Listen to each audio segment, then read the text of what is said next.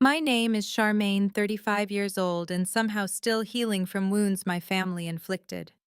As a successful software developer, I escaped their toxicity but maintained occasional contact. Last Sunday, they invited me to an upscale brunch to catch up. Between mimosas and avocado toast, my mother leaned forward, smirking. You know, Charmaine, you are lucky we even include you. Pity goes a long way. I simply sipped my coffee and smiled. That night, I logged in, disabled every family credit account, and emailed my lawyer about selling the cabin. Before I continue this story, let me know where you are watching from in the comments below. Hit like and subscribe if you have ever had to stand up to family who underestimated your worth. Growing up in Fairfield. Growing up, Connecticut meant privilege to outsiders. But inside our sprawling colonial home, emotional coldness permeated every corner. Our four-bedroom house with its manicured lawn and heated swimming pool was a fortress of expectations I could never quite meet. My childhood bedroom painted pale blue, at my mother Elaine's insistence despite my preference for green became my sanctuary in prison. From elementary school through high school, I maintained straight A's, joined honor societies, and poured every ounce of my energy into coding and software development. I believed that if I could just build something magnificent, my mother would finally look at me with the same adoration she reserved for my younger sister Chloe. But to understand the absolute audacity of that brunch last Sunday, you need to understand the ultimate betrayal that set my revenge into motion. The real breaking point. The reason I had those credit accounts and the cabin to take away in the first place happened exactly 6 months earlier. We were all gathered around our massive mahogany dining table for what was supposed to be a peaceful family Thanksgiving dinner. That evening, the air in the dining room was thick with the scent of roasted turkey, candied yams, and the suffocating tension that always accompanied our family gatherings. I had paid for the entire feast, of course. I always did. My software company, Glorytech, had just crossed the $50 million valuation mark, and my family treated my bank account like their own personal charity fund. Chloe, who had never worked a hard day in her 30 years of life, was seated at the opposite end of the table. Her husband, Desmond, a man whose only real talent was wearing expensive cologne and talking loudly about investments he never actually made, sat beside her. He was looking unusually smug, bouncing his leg nervously, as if he could barely contain a massive secret. I should have known something was fundamentally wrong the moment Chloe stood up and tapped her crystal wine glass with a heavy silver fork. The sharp clinking sound cut through the low hum of conversation from our extended relatives. She smoothed down her designer dress, a dress bought with my corporate credit card, and flashed a brilliant, entirely fake smile at the room. Family. She began, her voice dripping with artificial sweetness. I want to make a very special toast tonight. We all know how hard Charmaine has worked over the years, sitting alone in her dark office, staring at computer screens. But Mom and I have been talking for a few weeks, and we realized that Glory Tech needs real, vibrant leadership to take it to the next level in the corporate world. The company needs someone with bold vision, someone with a growing family to support and a modern approach to business. I stopped chewing. I placed my fork down on the bone china plate, keeping my movements deliberate and slow. My mother, Elaine, refused to meet my eyes. She was suddenly intensely interested in her mashed potatoes, her posture rigid. Chloe raised her glass higher, her eyes gleaming with triumph. So I am incredibly blessed to announce that Mom has officially transferred the majority ownership of Glorytech to me. I am now the primary shareholder and chief executive officer. Desmond and I are going to take this company to global heights, and we are so excited for this new chapter. As if on cue, Desmond leaned back in his chair, a wide, arrogant grin spreading across his face.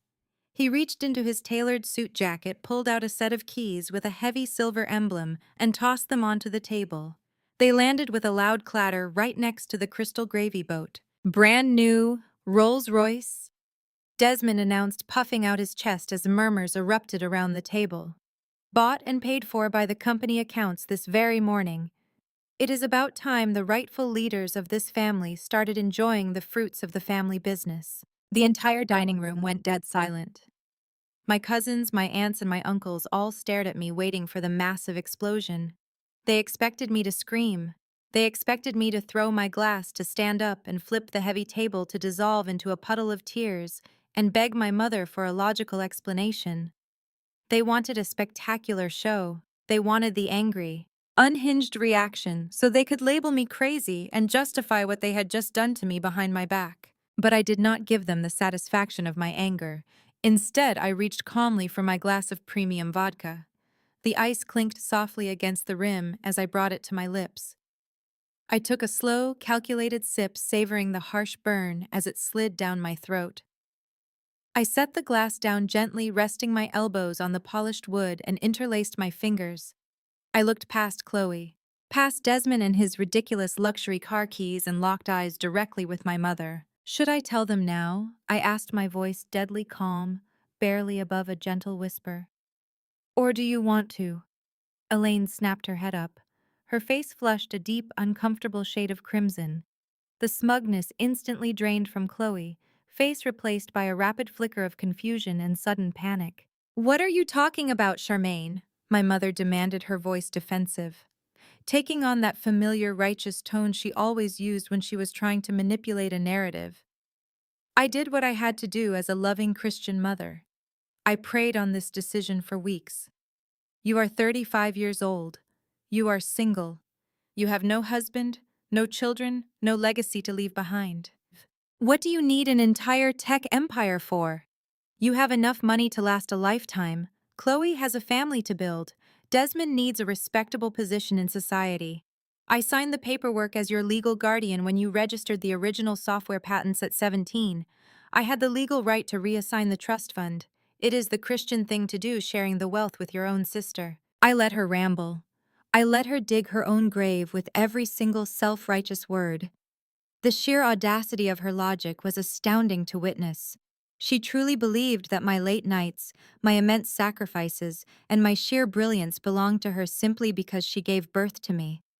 She believed that Chloe deserved the ultimate reward of my intense labor just for existing as the favorite child. Mom, Chloe whined, looking nervously between the two of us, her voice pitching higher.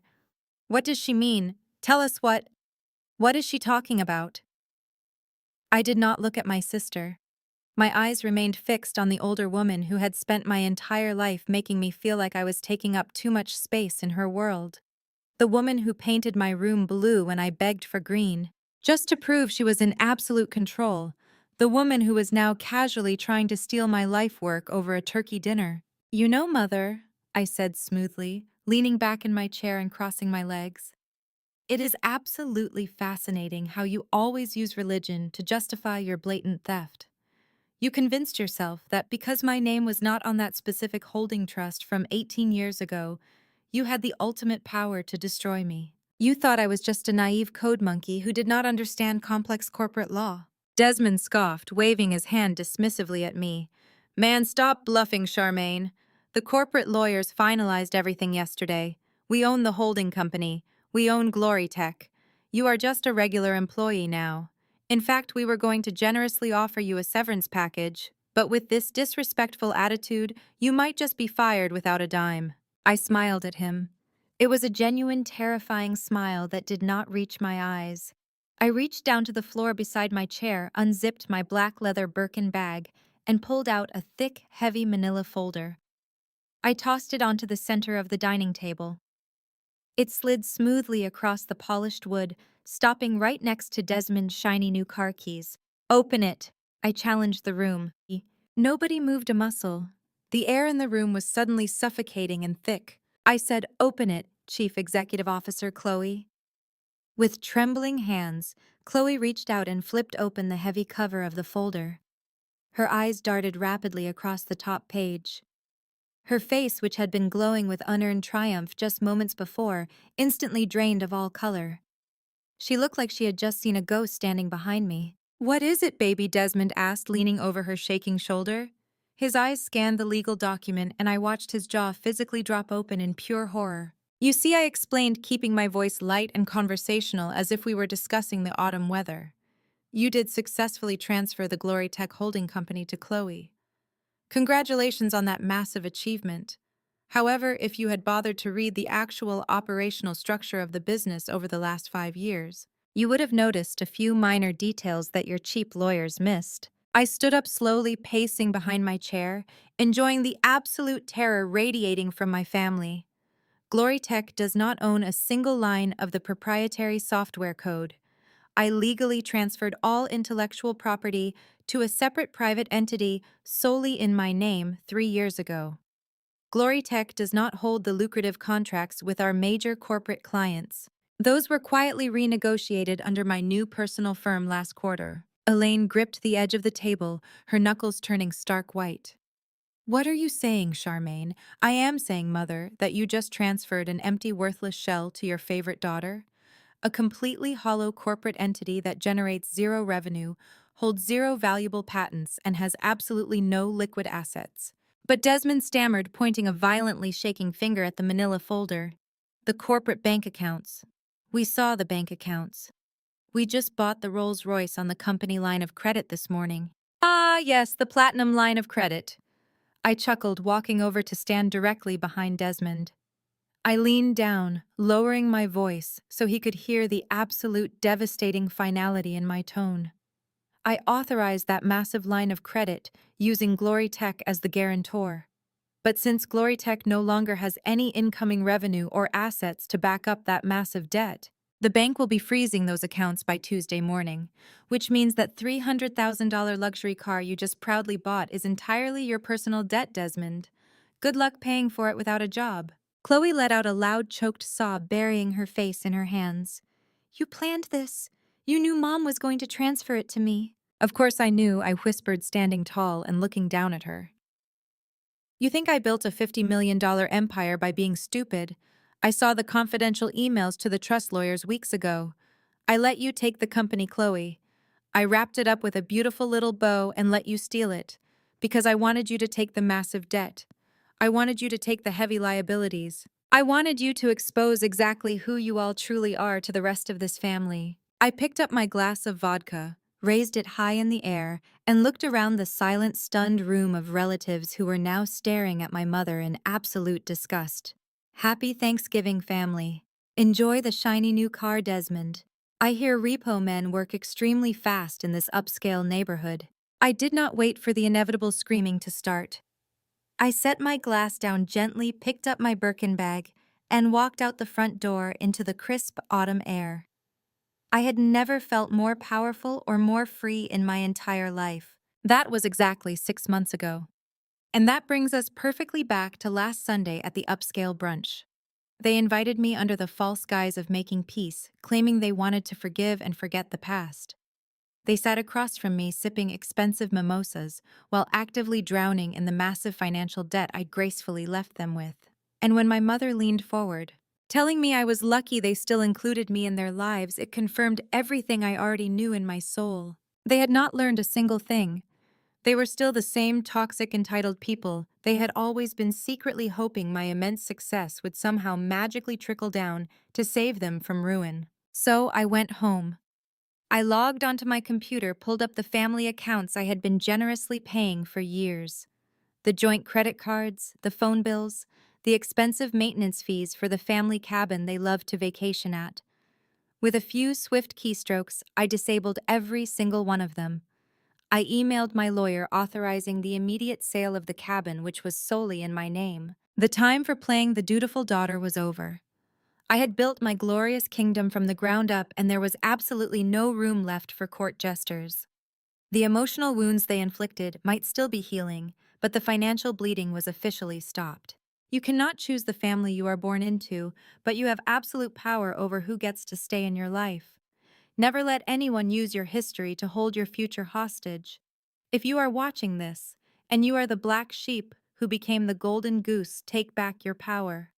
Cut the dead weight, and watch how fast you fly. Let me know in the comments if you have ever had to serve your family a cold plate of reality. Your peace is worth more than their comfort. To fully understand the absolute precision of my revenge, we have to go back to the exact moment the blindfold was ripped from my eyes.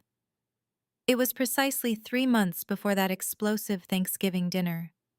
I was sitting in my corner office at Glory Tech, a sprawling glass sanctuary overlooking the bustling downtown skyline. It was a Tuesday morning, crisp and productive, or so I thought. My executive assistant, a bright young woman named Maya, walked in with the morning mail. Normally, she filtered out everything irrelevant, leaving only the crucial contracts on my desk.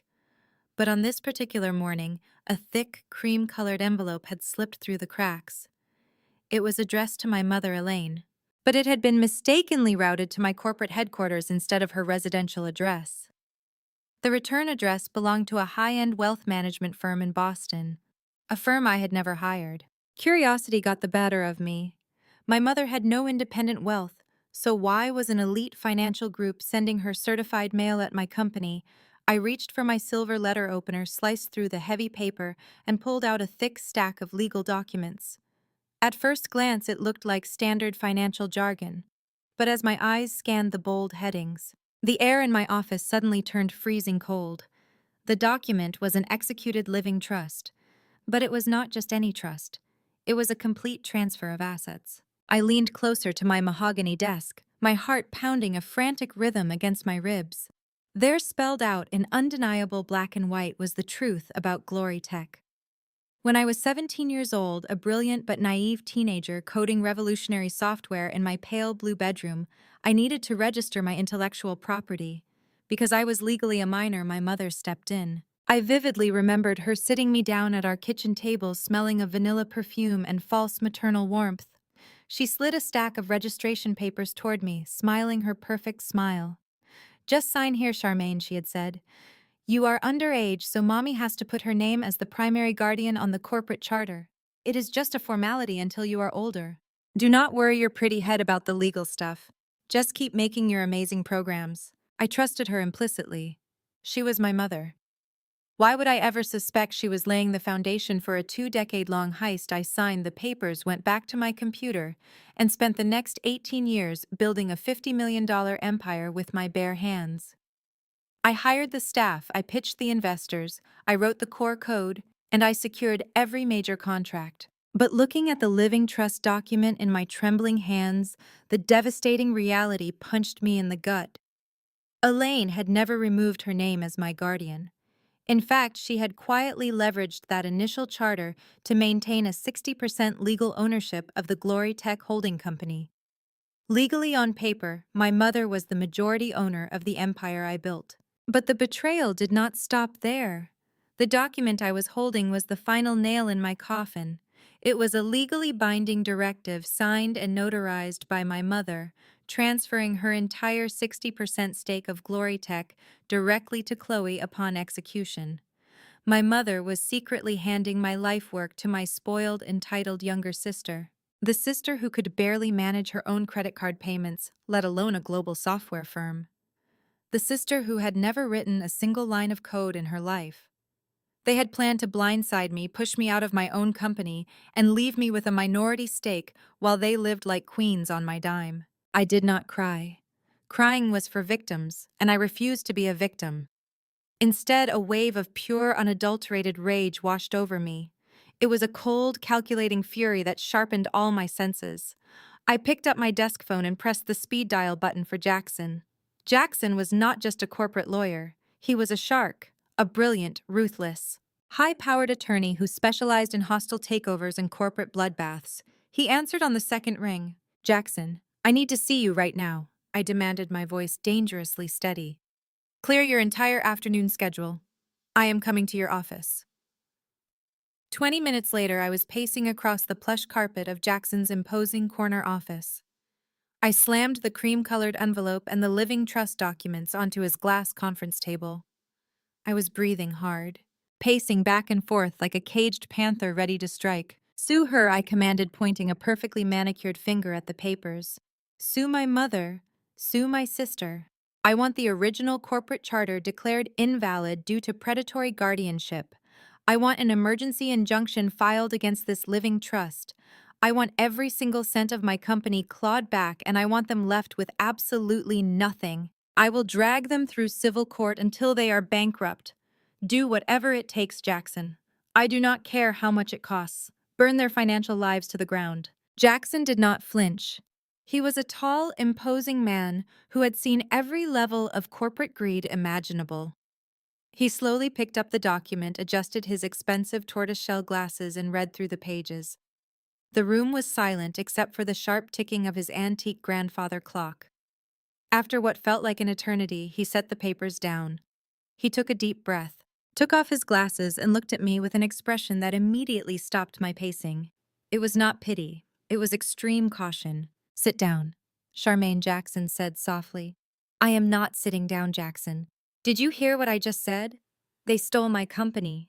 My own mother robbed me blind." "I heard you," he replied, leaning back in his leather chair, steepling his fingers together. "And I am telling you to sit down because what I am about to tell you is much worse than a stolen corporate charter. You cannot sue your mother, Charmaine. You cannot file an injunction, and you absolutely cannot claim your 60% back right now." I stared at him in sheer disbelief. "What do you mean I cannot sue her?" "It is my code. It is my intellectual property. The entire industry knows I built Glory Tech from the ground up. I have the digital footprints, the original server logs, everything to prove I was the sole creator." Jackson sighed, opening a secure file folder on his laptop. The screen glowed, reflecting off his dark skin. "Because, Charmaine, if you walk into a courtroom today and legally demand ownership of the Glory Tech Holding Company, you are also demanding ownership of a massive active federal crime." The air vanished from my lungs. "Federal crime?" I repeated the words, tasting like ash in my mouth. "What are you talking about?" "My company is clean. We pass our independent audits every single year. I oversee the accounting department myself." "You oversee the operational accounting," Jackson corrected me, turning his laptop screen toward me. "But remember, your mother has had legal control of the primary holding accounts for 18 years. 2 weeks ago, my financial forensics team flagged some unusual activity while we were prepping your quarterly tax strategy. I did not want to bring it to you until I had definitive proof. This living trust document you just found, it is just the tip of the iceberg." I leaned in my eyes, scanning the complicated spreadsheets and banking ledgers Jackson had pulled up. There were dozens of wire transfers, massive sums of money bleeding out of the Glory Tech holding accounts, funneled into a web of obscure LLC entities. "Look right here," Jackson said, pointing to a specific column of numbers. "Over the last 3 years, Elaine and Chloe have been systematically siphoning millions of dollars out of the company. They have been using a backdoor financial portal that only the majority shareholder, your mother, had the legal authority to access. But they did not just steal it to buy designer bags. They funneled it directly into Desmond's so-called real estate ventures." My stomach violently churned. Desmond, my arrogant, useless brother-in-law who always bragged about his massive property portfolio at family gatherings. The man who wore tailored suits and drove luxury cars, claiming he was a self-made real estate mogul. "Desmond does not build anything." Jackson continued, his voice grim. "He buys empty, worthless lots in decaying neighborhoods using shell companies. Your mother and sister have been classifying those massive wire transfers as legitimate corporate operational expenses for Glory Tech. They have been writing off Desmond's fake real estate purchases as business losses to avoid paying corporate taxes. Charmaine, they are not just stealing from you. They are actively committing massive coordinated tax fraud against the Internal Revenue Service." The magnitude of the betrayal hit me like a speeding freight train. This was not just a family dispute over money. This was a federal offense. "The IRS," whispered, sinking slowly into the leather guest chair opposite Jackson's desk. "Exactly!" Jackson nodded, his expression dead serious. "They have falsified tax returns, committed wire fraud, and engaged in money laundering. The IRS does not play games with this level of deception. If you sue for control of the Glory Tech Holding Company right now, you become the legal face of that entity. The moment you take it back, the federal government will hold you accountable for the missing millions and the falsified tax records. You would be fighting a federal indictment, and you could face serious prison time for crimes you did not even commit. Your mother set up the perfect shield.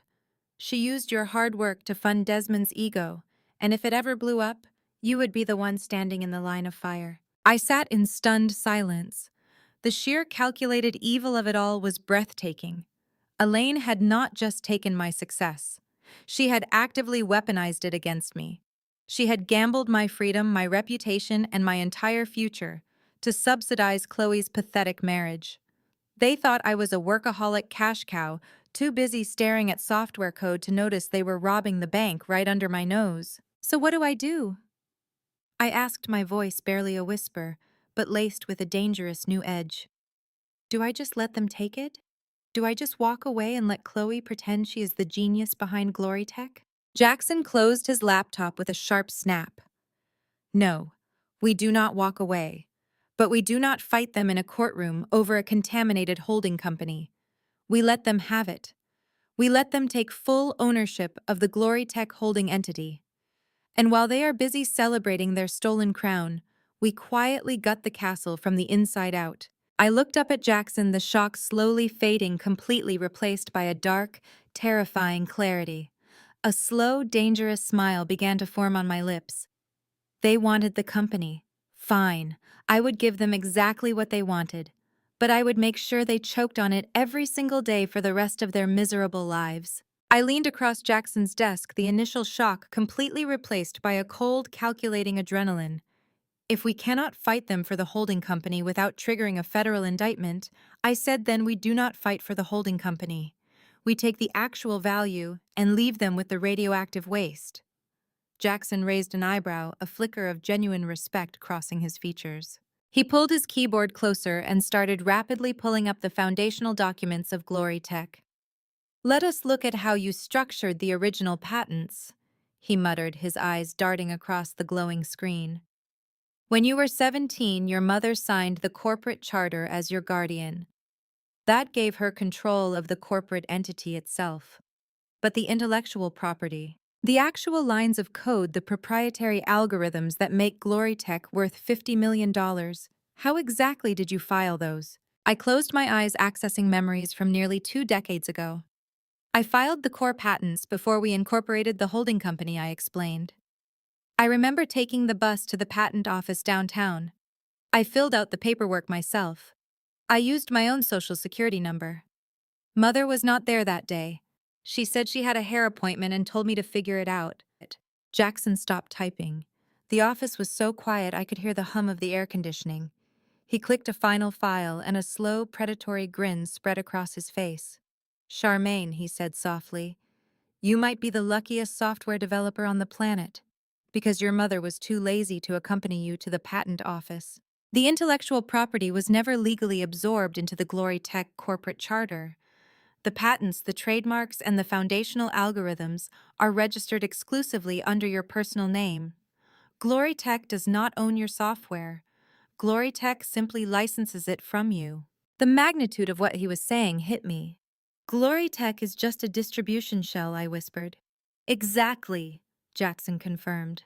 Your mother and sister own a highly lucrative distribution shell, but you own the product, and as the sole owner of the intellectual property, you have the unilateral right to revoke that licensing agreement at any time for any reason.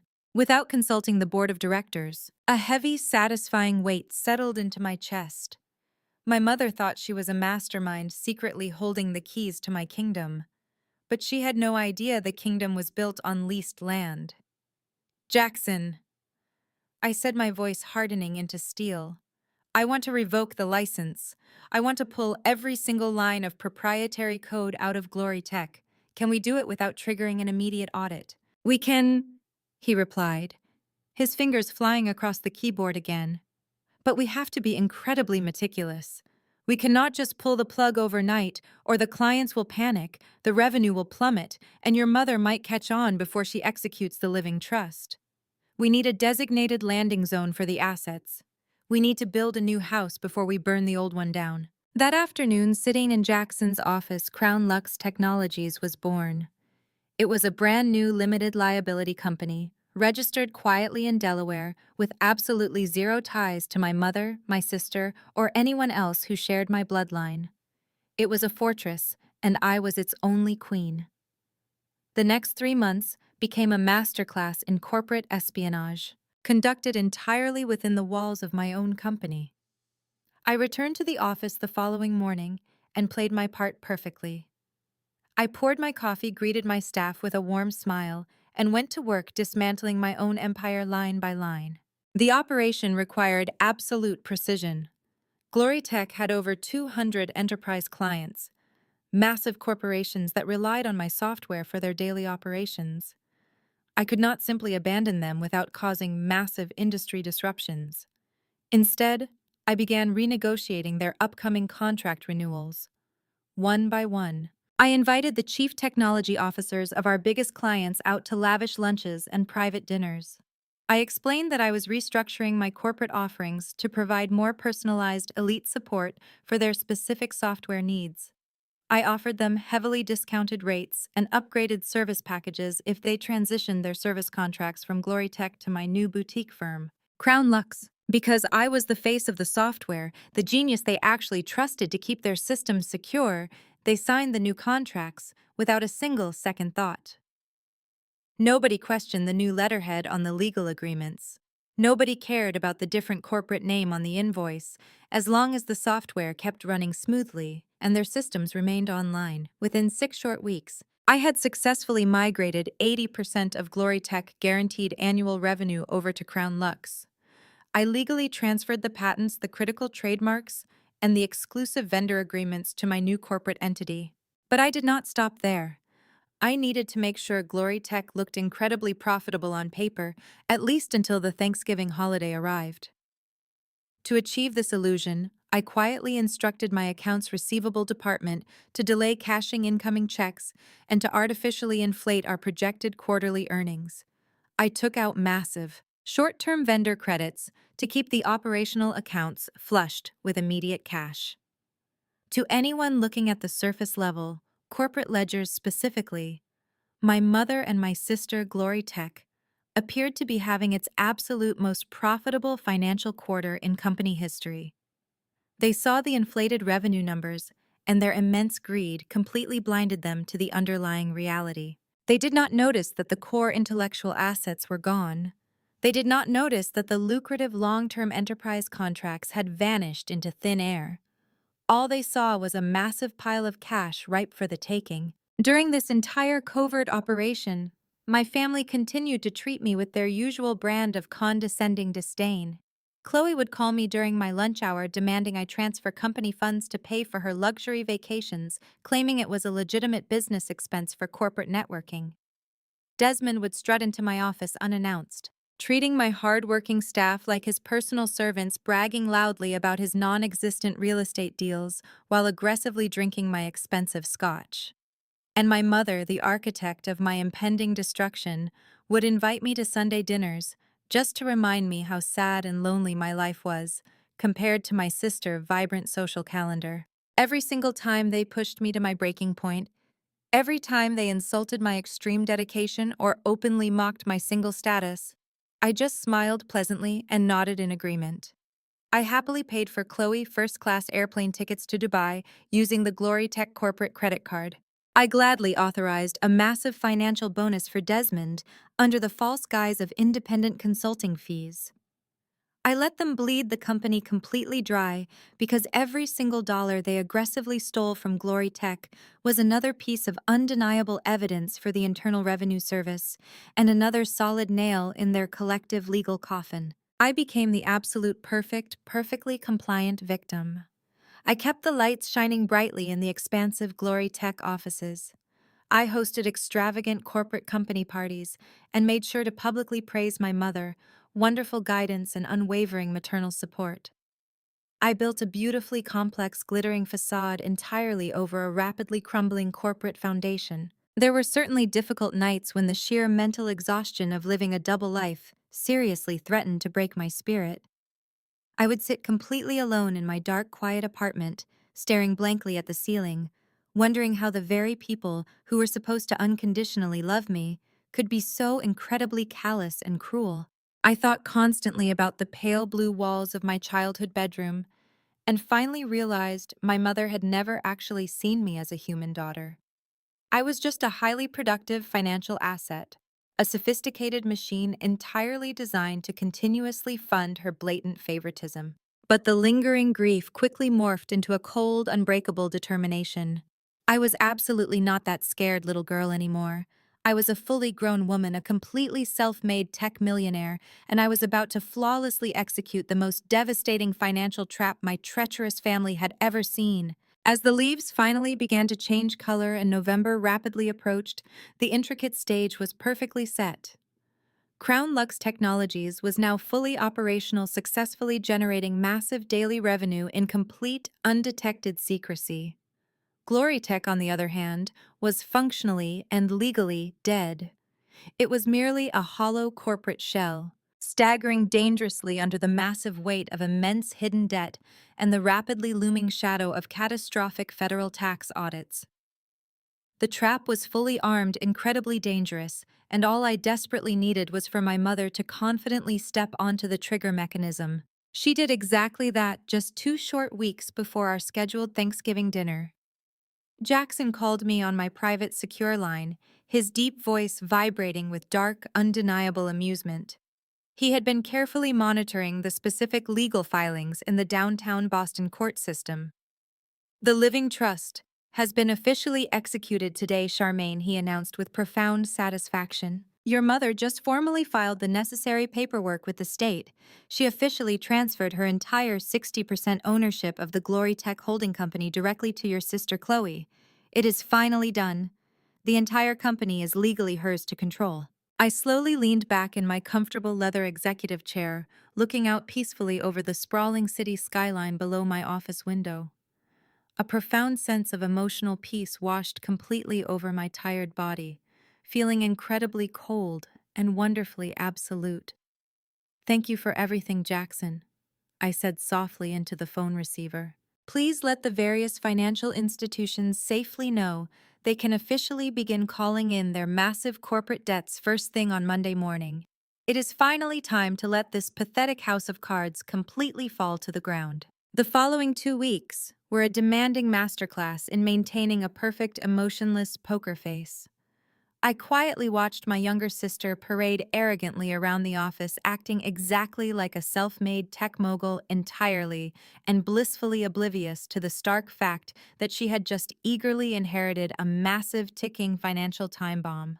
I calmly watched my mother look at me with intense, smug satisfaction, truly believing she had finally and permanently secured her absolute favorite child financial future entirely at my personal expense. They genuinely thought they had brilliantly won the ultimate high-stakes game of corporate family chess. They had absolutely no idea I had already permanently flipped the entire board over, set it ablaze with fire, and peacefully walked right out of the burning room. The grand stage was finally set for our unforgettable Thanksgiving dinner. Every piece was perfectly in position for the ultimate payoff. I took one last look around the Glory Tech office, knowing I would never return. I gathered my personal belongings, leaving behind the empty shell of a business they so desperately coveted. The legacy they tried to steal was already safe, protected under the banner of Crown Lux.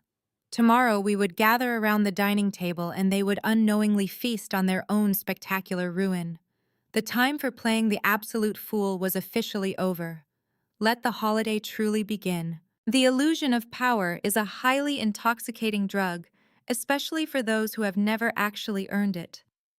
Once my mother successfully executed the living trust, quietly transferring her legal majority stake in the Glory Tech Holding Company to Chloe, my sister instantly morphed into an unbearable corporate tyrant. Even though the official handover wasn't supposed to be publicly announced until our Thanksgiving dinner, Chloe simply could not wait to start playing the role of the self-made tech mogul.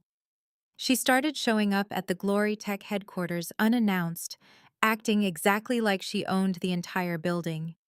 She would strut through the glass double doors wearing designer suits she couldn't afford, demanding the immediate attention of my hardworking staff. Her very first demand was entirely predictable. She marched directly into my private office, crossed her arms over her chest, and loudly declared that she needed her own executive workspace. "I am going to be taking a much more active role in the family business, Charmaine," she announced, her voice dripping with an unearned sense of authority. "Mom thinks it is finally time I start shadowing you. I need the corner office down the hall, the one with the panoramic city view, and I need it redecorated by Monday." Normally, I would have laughed her right out of the building, but I was no longer playing by normal rules. I was playing a deeply strategic game of corporate chess, and Chloe had just willingly positioned herself exactly where I needed her to be. Of course, Chloe, I replied, my voice completely smooth and devoid of any sarcasm. I think that is a fantastic idea. It is about time you stepped up and learned the ropes. I will have maintenance clear out the corner office immediately. You can hire whatever interior designer you want, just put it on the corporate account. Chloe looked momentarily stunned, clearly expecting a massive fight. When none came, her smugness simply doubled. Excellent, she said, turning on her designer heels. Oh, and one more thing. Desmond is going to be joining the executive team. We have discussed it, and we feel his vast experience in real estate makes him the perfect candidate for Vice President of Acquisitions. I want his employment contract drafted and signed by the end of the week. The sheer audacity of the request was breathtaking. Desmond had zero corporate experience. His so-called vast real estate portfolio consisted of a few empty dirt lots he had purchased, using the money my mother had secretly siphoned from my accounts. Hiring him as a vice president was not just blatant nepotism, it was gross corporate negligence. But again, I simply smiled. Vice President of Acquisitions, I repeated, nodding thoughtfully as if considering a brilliant business strategy. You know, Chloe, that actually makes perfect sense. We do need someone to manage our physical expansion. I will have human resources draft his executive contract right away. We will start his base salary at $200,000 plus a full corporate expense account. Does that work for you both? Chloe beamed her eyes, greedily lighting up at the mention of the salary. That is exactly what we had in mind. I knew you would finally see reason, Charmaine. It is time this company started acting like a real family business. She strutted out of my office, leaving me alone with my cold, calculating satisfaction. By formally hiring Desmond and giving him an executive title, I had just legally tied him directly to the Glorytech Holding Company. He was no longer just the annoying husband of the secret majority shareholder. He was now an official corporate officer, which meant he was legally and personally liable for any financial decisions he made under the company banner. And knowing Desmond, he was about to make some spectacularly terrible decisions. I did not have to wait long. Within his very first week as Vice President of Acquisitions, Desmond decided he needed to aggressively project the image of a highly successful corporate titan. He walked into my office, bypassed my assistant, and dropped a massive stack of financial paperwork onto my desk. Charmaine, I need you to co-sign these loan applications, he demanded, leaning heavily against my mahogany desk.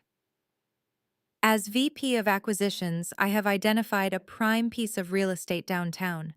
It is a luxury penthouse suite. I plan to use it as an exclusive corporate entertainment space for entertaining high-level tech clients. It is going to put Glorytech on the map. I picked up the paperwork and scanned the numbers. It was a staggering $3 million commercial loan application. Desmond was trying to leverage the Glorytech corporate credit line to buy a lavish personal penthouse thinly disguised as a business expense. It was textbook financial fraud, and he was too arrogant and stupid to realize how exposed he was making himself. This is a very aggressive move, Desmond, I said, keeping my tone perfectly even. $3 million is a substantial amount of corporate debt. Are you absolutely sure this is the right investment for the company? Desmond scoffed, rolling his eyes. Look, you stick to writing the boring software code and let me handle the high-level business investments. You have to spend big money to make big money. The bank just needs your signature as the current CEO to authorize the corporate guarantee. I have already secured the initial approval based on the company's projected quarterly earnings. He was entirely referencing the falsely inflated revenue numbers I had deliberately instructed the accounting department to project. The bank believed Glorytech was flush with cash, completely unaware that I had already legally transferred all the actual revenue-generating contracts to Crown Lux. Desmond was borrowing $3 million against a company that was functionally entirely bankrupt. If you are confident in your vision, Desmond, I will absolutely support it, I said, pulling my gold fountain pen from its holder. I swiftly signed my name on the guarantor line, officially authorizing the massive loan. But remember, as the Vice President of Acquisitions, you are the primary executive officer managing this specific debt. The bank will look directly to you if this investment fails. He eagerly snatched the paperwork off my desk, completely ignoring my clear warning. Do not worry about me, Charmaine. I know exactly what I am doing. This is how real players operate in the corporate world. Desmond immediately took that $3 million loan and went on an absolute spending rampage. He secured the luxury penthouse, signing a binding commercial mortgage that required massive monthly payments. But he did not stop there. A week later, he authorized another corporate credit extension to lease three brand new luxury vehicles, including the Rolls-Royce he would later proudly flaunt at our Thanksgiving dinner. He claimed the cars were necessary for executive transport, but I knew he was simply showing off for his frat brothers, trying to desperately prove he was finally a wealthy man. Every single time a new invoice crossed my desk, every time an exorbitant expense report was filed, I enthusiastically approved it. Chloe demanded a $50,000 corporate budget to furnish her new corner office with imported Italian leather furniture. Approved. Desmond submitted a $10,000 reimbursement request for a weekend trip to Las Vegas, claiming he was scouting potential real estate markets. Approved. They were bleeding the glory tech, holding accounts completely dry, running up millions of dollars in highly toxic corporate debt, and I was happily holding the door wide open for them to do it. My executive assistant Maya was completely horrified. She would bring me the financial ledgers, her hands physically shaking as she pointed to the massive deficits Desmond was rapidly creating. "Charmaine," she whispered frantically one afternoon, closing my office door behind her. "You have to stop him. He is destroying the company's credit rating. We do not have the actual cash reserves to cover these massive loan payments. If the bank suddenly audits our accounts and sees the missing client contracts, they will instantly recall the entire $3 million loan." I looked up at Maya, offering her a calm, reassuring smile. I knew she was deeply loyal to me, and it pained me to keep her in the dark, but the trap had to remain completely secret until the very last moment. "Maya," I said softly, "I appreciate your diligent concern, but I assure you I am entirely aware of Desmond financial activities. Everything is proceeding exactly according to my specific operational plan. Just continue to process the invoices as they come in. Do not question them, and do not raise any red flags with the accounting department." She looked deeply conflicted, but ultimately nodded, trusting my leadership. I went back to reviewing the documents for Crown Lux, watching the real wealth of my empire quietly grow in the shadows, while my family actively celebrated their completely hollow victory in the bright corporate spotlight. They honestly believed they had broken me. They thought I was just a weak, compliant sister, completely too intimidated by their newfound corporate power to fight back. They mistook my strategic silence for absolute surrender. They had absolutely no idea that every single signature I provided, every massive loan I enthusiastically approved, was simply another heavy brick in the financial prison they were eagerly building for themselves. I was giving them exactly enough rope to hang themselves legally and financially. And the most beautiful part of the entire operation was that they were doing all the heavy lifting for me. All I had to do was sit back, watch the debt accumulate, and wait for the spectacular, inevitable collapse. The spectacular, inevitable collapse was rapidly approaching, but my mother was entirely determined to secure every last piece of the corporate puzzle before the Thanksgiving holiday. It was a crisp Thursday morning when Elaine called my private line. Her voice was dripping with that thick, artificial sweetness she only ever used when she was preparing to ask for a massive favor. "Charmaine." "Darling," she cooed through the receiver, acting as if we had the most loving relationship in the world. "It feels like we have barely connected lately with all the recent changes at the office. Let us have a nice, quiet mother and daughter lunch at Le Petit Chateau this afternoon, just the two of us catching up." Le Petit Chateau was the most outrageously expensive French restaurant in the entire downtown financial district.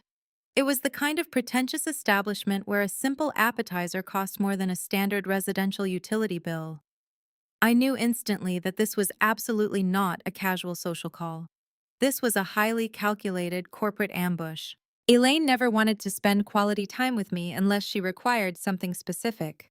But I cheerfully agreed, playing the submissive role of the desperate daughter who was still hopelessly longing for her mother's elusive affection. When I arrived at the restaurant, Elaine was already seated at a highly coveted corner booth.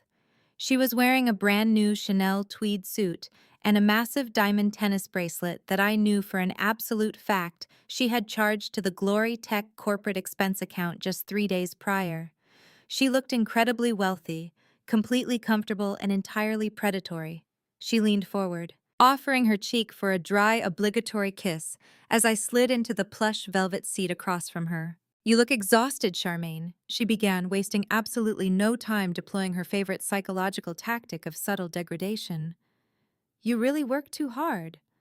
I always tell Chloe how sad it is that you do not have a husband to take care of you, so you have to bury yourself in those boring computer screens all day." I picked up my heavy crystal water glass, taking a slow sip to mask my dark amusement. "I am doing just fine, Mother," I replied evenly. "The transition at the office has kept me quite busy, but everything is moving exactly as it should." Elaine seized the opening with the predatory speed of a striking viper.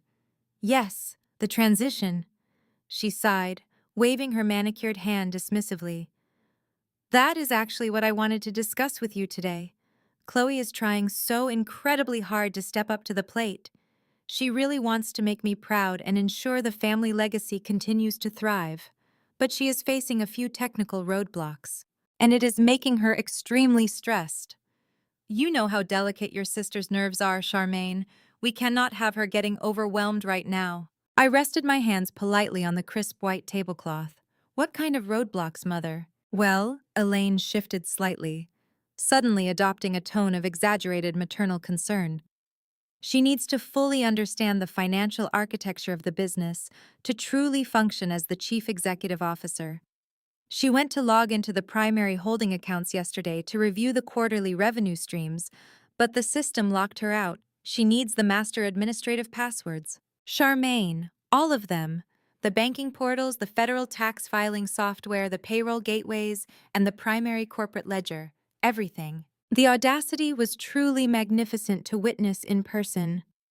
She was sitting there drinking a $40 glass of imported champagne, casually asking me to hand over the absolute master keys to the financial kingdom she was currently in the active process of stealing from me. In any normal timeline, this would have been the exact moment I flipped, the table screamed at her blatant manipulation, and stormed out of the restaurant. Elaine braced herself, her eyes narrowing slightly fully, expecting me to launch into a bitter defensive argument about my rightful authority. She was entirely prepared to gaslight me, to aggressively remind me that she was the legal majority owner, and could legally force me to surrender the access codes anyway. She wanted a fight so she could feel completely justified in her terrible actions. Instead, I simply reached into my black leather Birkin bag. I bypassed my wallet, bypassed my phone, and pulled out a sleek encrypted silver flash drive. I placed it gently on the center of the table right next to the elegant vase of fresh white roses. "Of course, Mother," I said, my voice projecting nothing but warm, unbothered compliance. "I completely understand. If Chloe is going to lead Glory Tech into the future, she needs absolute unrestricted access to the entire financial system. Every single master password, administrative login, and encrypted routing number she will ever need is right there on that drive." Elaine froze. She stared at the small silver flash drive as if it were a glowing alien artifact. Her mouth actually fell open for a brief second before she quickly snapped it shut. She looked up at me, her eyes frantically searching my face for any sign of sarcasm, bitterness, or hidden anger. She found absolutely nothing but the placid, agreeable expression of a thoroughly defeated woman. "Just like that," Elaine asked, her voice faltering slightly, completely thrown off balance by my immediate surrender. "You are not going to argue with me about corporate protocols or security clearances." "Why would I argue, Mother?" I replied, offering her a soft, entirely hollow smile. "You are the legal majority shareholder. You signed the original charter. You and Chloe have made it perfectly clear that Glory Tech is her destiny now. I am just a software developer. I should not be standing in the way of her grand corporate vision. Tell Chloe she has my full blessing to take complete control of the accounts today." The sheer psychological triumph that washed over Elaine's face was practically glowing. She snatched the silver flash drive off the table, clutching it tightly in her heavily jeweled hand, as if she had just won the ultimate lottery. She truly believed she had finally broken my spirit. She thought my lack of resistance was the ultimate proof that she had successfully beaten me into permanent submission. Her oldest, most stubborn daughter had finally recognized her absolute place at the bottom of the family hierarchy. "Oh, Charmaine." Elaine breathed, her voice suddenly dripping with a sickeningly sweet layer of fake maternal pride. "I knew you would finally see reason. You are being such a good, supportive big sister. The Lord will surely bless you for this sacrifice. Now let us order lunch. The lobster bisque here is simply divine, and we are celebrating." Put it on the company card, of course. I sat there for the next hour, gracefully eating my expensive salad, listening to my mother drone on and on about the lavish vacation she and Chloe were planning to take to the French Riviera to celebrate the new corporate structure. I nodded at all the right times. I paid the exorbitant lunch bill using the corporate card she demanded I use. I walked her out to her waiting car, hugged her goodbye, and stood on the sidewalk watching her luxury vehicle disappear into the busy afternoon traffic. As soon as her car turned the corner, my polite smile completely vanished, replaced by a cold, sharp grin that would have chilled her straight to the bone. Elaine thought she was walking away with the master keys to a $50 million empire. She thought she had just outsmarted the daughter who built the entire system from scratch. But what my arrogant mother completely failed to understand was that the passwords on that silver flash drive did not lead to a fortune. They led directly into a highly sophisticated federal financial trap. The holding accounts she was so desperate to access were no longer holding any actual liquid assets. Over the past 3 months, I had systematically and legally drained every single dollar of legitimate profit out of the Glorytech infrastructure, funneling it directly into Crown Lux Technologies. The only things left inside the accounts those passwords unlocked were massive, gaping financial deficits. There were millions of dollars in toxic commercial debt from Desmond's ridiculous real estate loans. There were hundreds of thousands of dollars in unpaid luxury vehicle leases. But the debt was not even the most brilliant part of my revenge. When Chloe plugged that silver flash drive into her computer and logged into the master financial portals using her own unique IP address, she would officially establish a digital fingerprint, proving her direct administrative control over the accounts. She would legally cement herself as the primary financial operator of Glory Tech. And the exact moment she logged in, she would be completely blind to the hidden alerts running quietly in the background of the software. Because earlier that week, my ruthless corporate lawyer, Jackson, had finalized our ultimate counterstrike. He had officially submitted a comprehensive whistleblower packet to the Internal Revenue Service, detailing the exact money laundering channels, fake real estate write-offs, and massive tax fraud my mother and sister had been committing for the last 3 years. The IRS does not move quickly, but when they do, they move with absolute devastating precision. They had already quietly placed a federal hold on the Glory Tech tax identification number. The accounts those passwords unlocked were currently red flagged in the highest priority tier of the federal audit system. By eagerly taking those master passwords, my mother had not secured her financial freedom. She had just enthusiastically grabbed the steering wheel of a speeding car that was heading directly off a massive cliff. I turned around and walked back toward my private office, my heels clicking sharply against the pavement. The lunch had been a complete and total success. I had given them exactly enough rope to hang themselves, and they had tied the noose with their own greedy hands. The Thanksgiving dinner was now less than 10 days away, and the final pieces were firmly locked into place. They were going to sit at my expensive table eating the food I paid for and confidently try to humiliate me in front of our entire extended family. And I was going to smile, raise a glass of vodka, and watch their entire stolen kingdom burn to absolute ashes. The day before Thanksgiving arrived with a bitter chill in the air, matching the icy atmosphere that had completely taken over the Glory Tech corporate headquarters. I was sitting at my desk, quietly finalizing the last few digital transfers to Crown Lux Technologies, ensuring every single proprietary asset was securely locked away behind impenetrable firewalls. The office outside my glass walls was buzzing with the usual holiday excitement. Employees were discussing their travel plans and exchanging early festive greetings. But that cheerful energy was abruptly shattered the moment Desmond walked onto the executive floor. He did not just walk into the office, he aggressively paraded through it. He was wearing an incredibly loud, custom-tailored suit that positively screamed new money, flanked by two men I had never seen before in my life. They were laughing loudly, slapping each other on the back, and completely disrupting the professional environment I had spent years carefully cultivating. Desmond strutted directly toward my office, not even bothering to knock before throwing the heavy glass door wide open. His two friends lingered right outside, leaning against the doorframe with arrogant smirks plastered across their faces. Charmaine Desmond barked, his voice deliberately raised so that every single employee on the floor could hear him perfectly clear. "We need to have a serious talk about the future of this workspace." I slowly took my hands off my keyboard and looked up at him. I kept my expression perfectly neutral, refusing to give him the satisfaction of a reaction. "What can I help you with, Desmond?" I asked evenly. He leaned heavily over my desk, placing both of his hands flat on the polished mahogany surface to try and physically intimidate me. He reeked of expensive cologne and cheap bourbon. "You see my boy Marcus out there?" Desmond asked, gesturing with his head toward the taller of the two men lingering in the hallway. "Marcus and I go way back. We were fraternity brothers in college. He just relocated to the city, and Chloe and I have officially decided to bring him on board as our new director of operations." I raised a single eyebrow. "Is that right?" I replied calmly.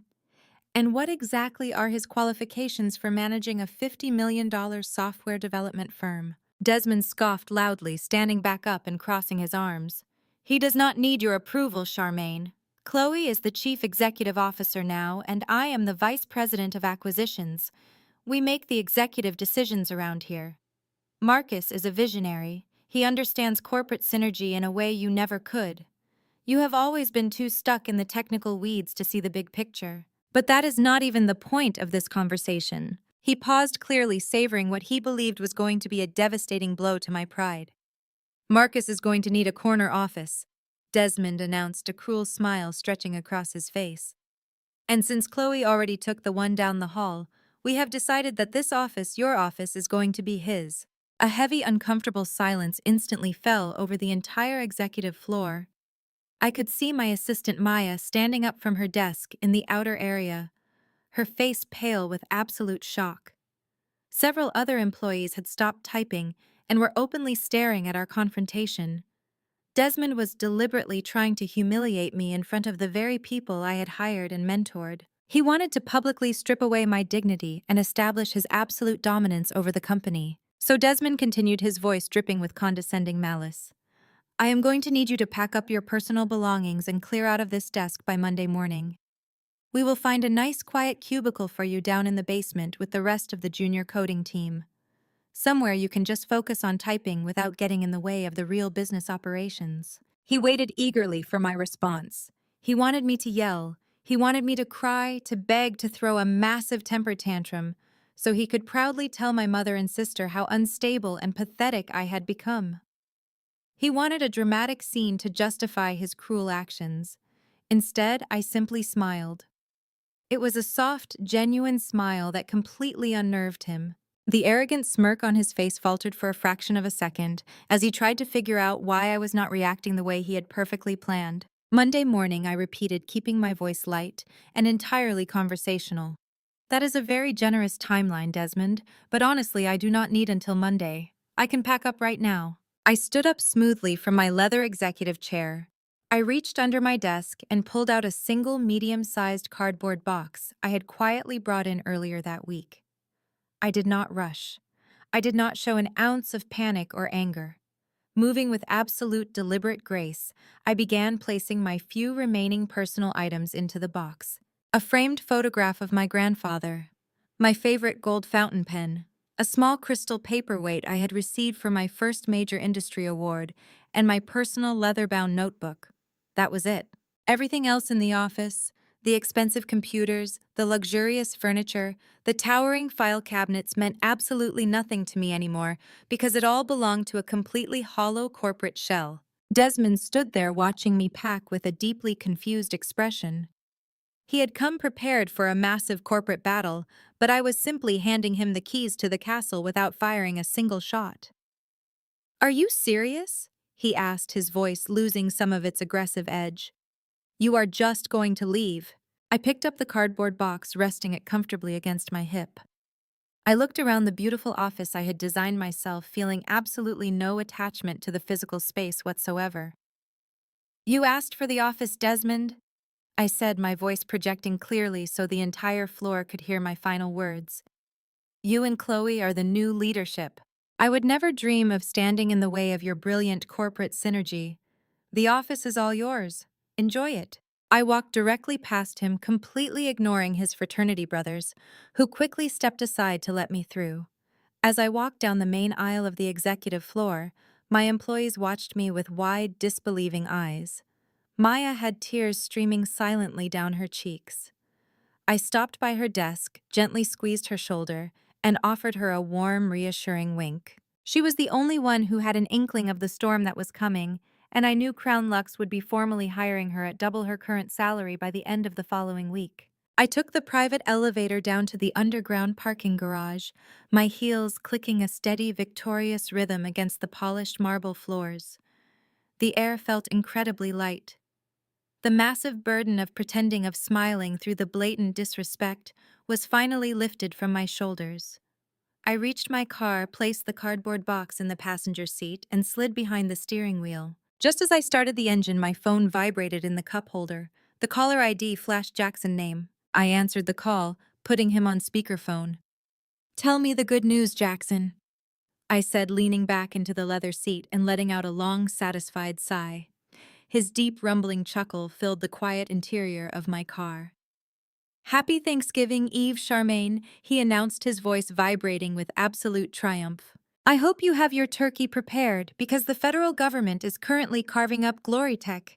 The Internal Revenue Service officially dropped the hammer exactly 10 minutes ago. I closed my eyes, a wave of pure, unadulterated relief washing over me. They froze the accounts I asked, needing to hear him confirm the final detail. They did not just freeze them, Jackson replied, his tone turning sharply serious and incredibly predatory. They completely locked down the entire financial infrastructure. Every single banking portal, every corporate credit line, every single cent attached to the Glory Tech tax identification number is now under aggressive federal impound. Your mother and sister have absolutely zero access to any company funds. The accounts are completely dead. A slow, dangerous grin spread across my face. And what about the vice president of acquisitions? I asked, emphasizing Desmond's ridiculous new title. Jackson laughed again, a harsh, unforgiving sound. The bank automated risk management software flagged the IRS freeze almost immediately. Since Desmond's $3 million commercial loan and his luxury vehicle leases were entirely guaranteed by the now frozen corporate accounts, the bank has officially triggered the default clauses in his contracts. They are formally recalling the entire $3 million loan tomorrow morning. They want the total sum paid in full immediately, or they will begin seizing his personal assets. It was the absolute perfect storm. The trap had not just snapped shut, it had completely crushed everything caught inside of it. Desmond had just proudly claimed my office, entirely unaware that he was standing in the middle of a massive financial crater. He was going to wake up tomorrow morning on Thanksgiving Day completely bankrupt and utterly destroyed. And my mother, who thought she was so brilliant by stealing my company, was going to be staring down the barrel of a massive federal tax evasion investigation. Thank you, Jackson, I said softly, staring out through the windshield at the concrete wall of the parking garage. I will see you next week at the Crown Lux offices. We have a lot of new client contracts to officially sign. Enjoy your dinner tomorrow, Charmaine, he replied before disconnecting the call. Serve it cold. I pulled out of the parking garage and drove into the busy city streets. The holiday traffic was heavily congested, but I did not mind at all. I had all the time in the world. I drove toward my beautiful paid-off home in the upscale suburbs, feeling a profound sense of anticipation building in my chest. Tomorrow my family was going to arrive at my house. They were going to sit at my expensive mahogany dining table. They were going to eat the lavish feast I had completely paid for. And they were going to do it while actively planning to execute their final betrayal, thinking they had me completely cornered and utterly defeated. They were expecting a celebration of their incredible new wealth. They were expecting to publicly humiliate me one last time, solidifying their dominance over my life and my hard work. But what they did not know was that the wealth was completely gone, the company was entirely dead, and the federal government was already waiting at their doorstep. The stage was flawlessly set. The actors were all moving exactly into their assigned positions. Tomorrow was not going to be a peaceful family gathering or a day of gratitude. Tomorrow was going to be an absolute, unmitigated bloodbath, and I was going to be the one holding the sharpest knife. I could already picture the absolute horror on their faces when the truth finally came crashing down upon them. They had spent my entire life taking everything I worked for, treating me like a disposable asset. They thought they could execute the ultimate heist and ride off into the sunset with my $50 million empire. But they had tragically underestimated the intelligence of the woman they had spent decades trying to suppress. This Thanksgiving, I was finally going to serve them the ultimate dish of reality. And it was going to be the most satisfying meal of my entire life. The smell of roasted turkey and sage stuffing hung heavily in the warm air, anchoring me firmly back to the present moment. I sat quietly at the head of my massive mahogany table, the very table I had purchased with my own hard-earned money, watching my family revel in their perceived victory. The heavy manila folder rested exactly in the center of the polished wood, right next to the shiny silver keys to Desmond's new luxury vehicle. The suffocating silence that had initially fallen over the dining room when I directly challenged my mother was suddenly broken by a sharp grating sound. Chloe was laughing. It was a loud, obnoxious laugh that echoed harshly off the high ceilings of my elegant dining room. She tossed her perfectly styled blonde hair over her shoulder and pointed a manicured finger directly at the folder. "Oh, please, Charmaine," she sneered, her voice dripping with absolute condescension and unearned confidence. "Do you honestly expect us to believe whatever fake documents you printed out in your basement office to try and ruin my special night? You are just jealous. You have always been terribly jealous of me, and now you simply cannot handle the undeniable fact that Mom finally gave the tech company to the daughter who actually deserves to run it. You are trying to scare us with a prop folder because you have absolutely nothing else left." Desmond quickly joined in his chest, puffing out proudly beneath his expensive tailored suit. He picked up his heavy crystal wine glass, swirling the expensive imported red wine I had personally selected and purchased earlier that week. "Let her throw her pathetic little tantrum, Chloe," he said, taking an arrogant sip. "She is just finally realizing that she is completely obsolete. We have the legal corporate charter, Charmaine. We have full access to the primary bank accounts. I literally just bought a brand new Rolls-Royce this morning using the Platinum corporate credit line. Your little folder of fake papers means absolutely nothing in the real world of high-level business. You are out, and we are in. Just accept your defeat gracefully." I did not break eye contact with him. I did not raise my voice or show a single ounce of frustration. Instead, I slowly reached out and placed my hand flat on top of the manila folder. The dining room fell eerily quiet again as the extended family members watched my every move with morbid fascination. I flipped the heavy cover open. Inside was a neatly organized stack of legal documents printed on thick official stationery, bearing the imposing crest of the largest commercial bank in the city.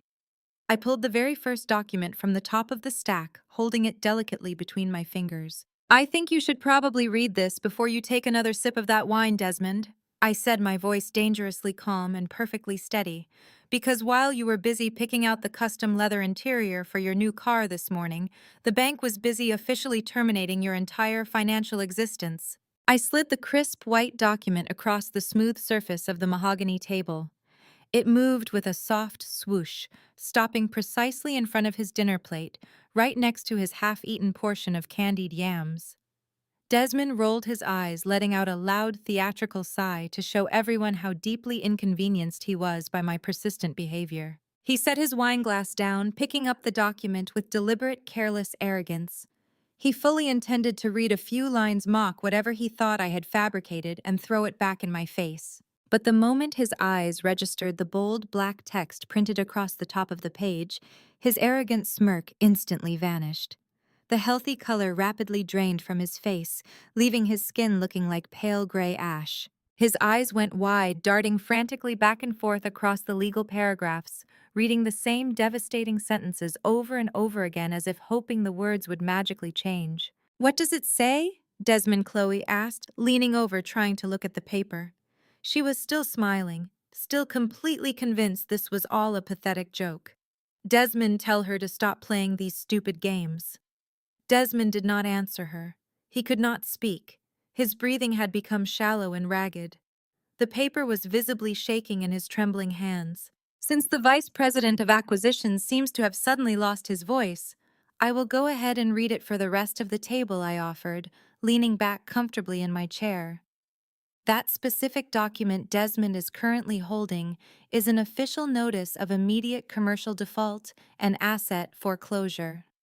It was sent by courier to my lawyer Jackson this afternoon. Elaine slammed her hand down on the table, rattling the silverware. "Stop lying, Charmaine," she demanded, her voice rising in panic. "Glory Tech is highly profitable. We just looked at the quarterly revenue projections yesterday. The bank would never foreclose on a company with those kinds of massive incoming contracts." "That is exactly where you made your fatal miscalculation, Mother," I replied, shifting my gaze to fix her with a cold, unforgiving stare. "Glory Tech does not have any incoming contracts. I legally transferred every single valuable enterprise client, every proprietary software patent, and every lucrative vendor agreement to my own private entity months ago. Glory Tech is nothing but an empty, worthless shell. It generates absolutely zero revenue. And because it generates zero revenue, the bank automated risk management system immediately flagged the massive $3 million commercial loan Desmond took out last week." Desmond swallowed hard, a thick bead of cold sweat rolling slowly down the side of his face. He finally looked up at me, his eyes wide with absolute sheer terror. "The accounts," he whispered, his voice cracking horribly. "The bank manager said the accounts were frozen by a federal agency." "Yes," I smiled, a genuine expression of pure predatory satisfaction. "The accounts are completely frozen, which means the bank cannot collect their required monthly payments from the corporate entity.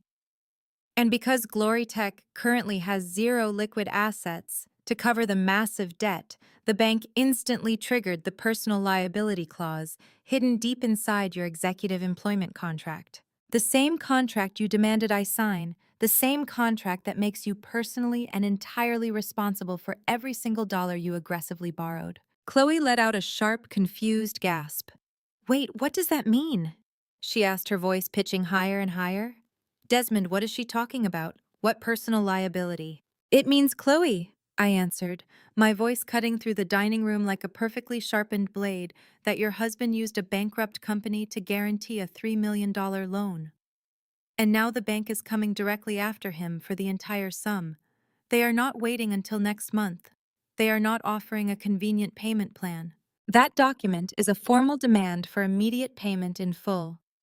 And since I know for an absolute fact that Desmond does not have $3 million hiding under his mattress, the bank is exercising their legal right to immediate repossession." I paused, letting the devastating reality of my words hang heavily in the silent room. Everyone was staring at Desmond, who looked like he was about to physically vomit right onto his expensive porcelain dinner plate. "That gorgeous luxury penthouse you just signed the lease on?" I continued, counting on my fingers. "The bank is seizing it. They have already locked the doors and changed the security codes. That shiny new Rolls-Royce you were bragging about just 5 minutes ago. The repo men have already been dispatched. They will be towing it directly out of my driveway before the weekend is over. By Monday morning, Desmond, you will not just be unemployed. You will be entirely bankrupt, utterly disgraced, and millions of dollars in debt." The heavy silver fork slipped completely out of Desmond's hand. It hit his porcelain plate with a loud, sharp clatter that made several of my aunts and uncles physically jump in their seats. The perfectly constructed facade of his wealthy, successful life was actively shattering into a million tiny, unrecoverable pieces right in front of an audience. "This is a trick," he gasped, clutching the edge of the table so hard his knuckles turned completely white. "This has to be an illegal corporate trick. You cannot just steal the client contracts, Charmaine. We own the company. We own the business charter. We are going to sue you for everything you have. We will drag you through federal court." You are more than welcome to try Desmond, I challenged, gesturing openly toward the manila folder. But my lawyers are the best in the state, and everything I did was absolutely legally bulletproof. You were simply too arrogant and too eager to play the big boss to actually read the structural bylaws of the company you were actively trying to steal from me. You dug your own financial grave and you eagerly jumped right inside. The panic that had been slowly building inside Desmond suddenly exploded outward. The sheer terror of impending poverty completely shattered the delicate illusion of his happy, perfect marriage. He turned violently toward Chloe, his face contorted in absolute furious rage. You told me this was guaranteed. He screamed at her, a spray of spittle flying from his lips. You told me your mother had completely secured the company. You said Charmaine was a weak pushover who would just roll over and hand us the keys to the kingdom. You stupid, arrogant woman, you set me up. You made me sign those massive loan documents under a fake company. Chloe shrank back in her chair, physically terrified by her husband's sudden aggressive outburst. No, Desmond. I swear I did not know, she cried, tears immediately spilling over her thick, artificial eyelashes. Mom said she had it all under control. Mom said she legally transferred everything to me. I thought we were rich, Desmond. I thought we finally won. You thought we won, Desmond roared, slamming his fist down on the table, making the wine glasses violently shake. You inherited a massive pile of toxic debt. You and your manipulative mother ruined my entire life. I am going to lose everything I have because I listened to your idiotic promises. I am going straight to jail for commercial fraud. The dining room was in absolute pure chaos. My extended relatives were whispering frantically to each other, completely shocked by the rapid, vicious breakdown of the golden couple. Elaine was sitting frozen in her chair, her mouth opening and closing silently, like a suffocating fish, completely unable to comprehend how her master plan had failed so spectacularly. I sat calmly watching the incredible destruction unfold. I reached for my premium vodka, taking a slow, satisfying sip. The turkey was getting slightly cold on my plate, but I did not care. The explosive panic radiating from my sister and her husband was providing all the warmth and nourishment I could possibly ever need. The first massive bomb had successfully detonated, destroying their material wealth and their fake marriage in one single brilliant strike.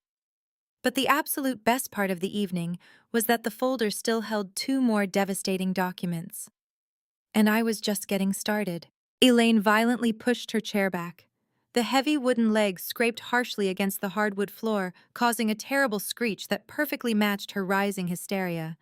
She stood up, towering over her cold turkey dinner, her face twisted into a mask of absolute feral rage. You have no right, she screamed, slamming both of her hands onto the table. That is our money, Charmaine. That is family money. You cannot just magically erase millions of dollars and claim you moved it somewhere else. I am the legal guardian on that corporate charter. I am the majority owner. I will call the police right now and have you arrested for corporate embezzlement. You are a complete thief. I did not even blink. I simply reached back into the manila folder and pulled out the second thick stack of legal documents. I tossed them casually onto the table right in front of her shaking hands. Call them, I challenged, leaning forward and resting my chin on my folded hands. Call the police, Mother. Call the FBI. Call anyone you want. But before you dial 911, I highly suggest you actually read the foundational corporate bylaws.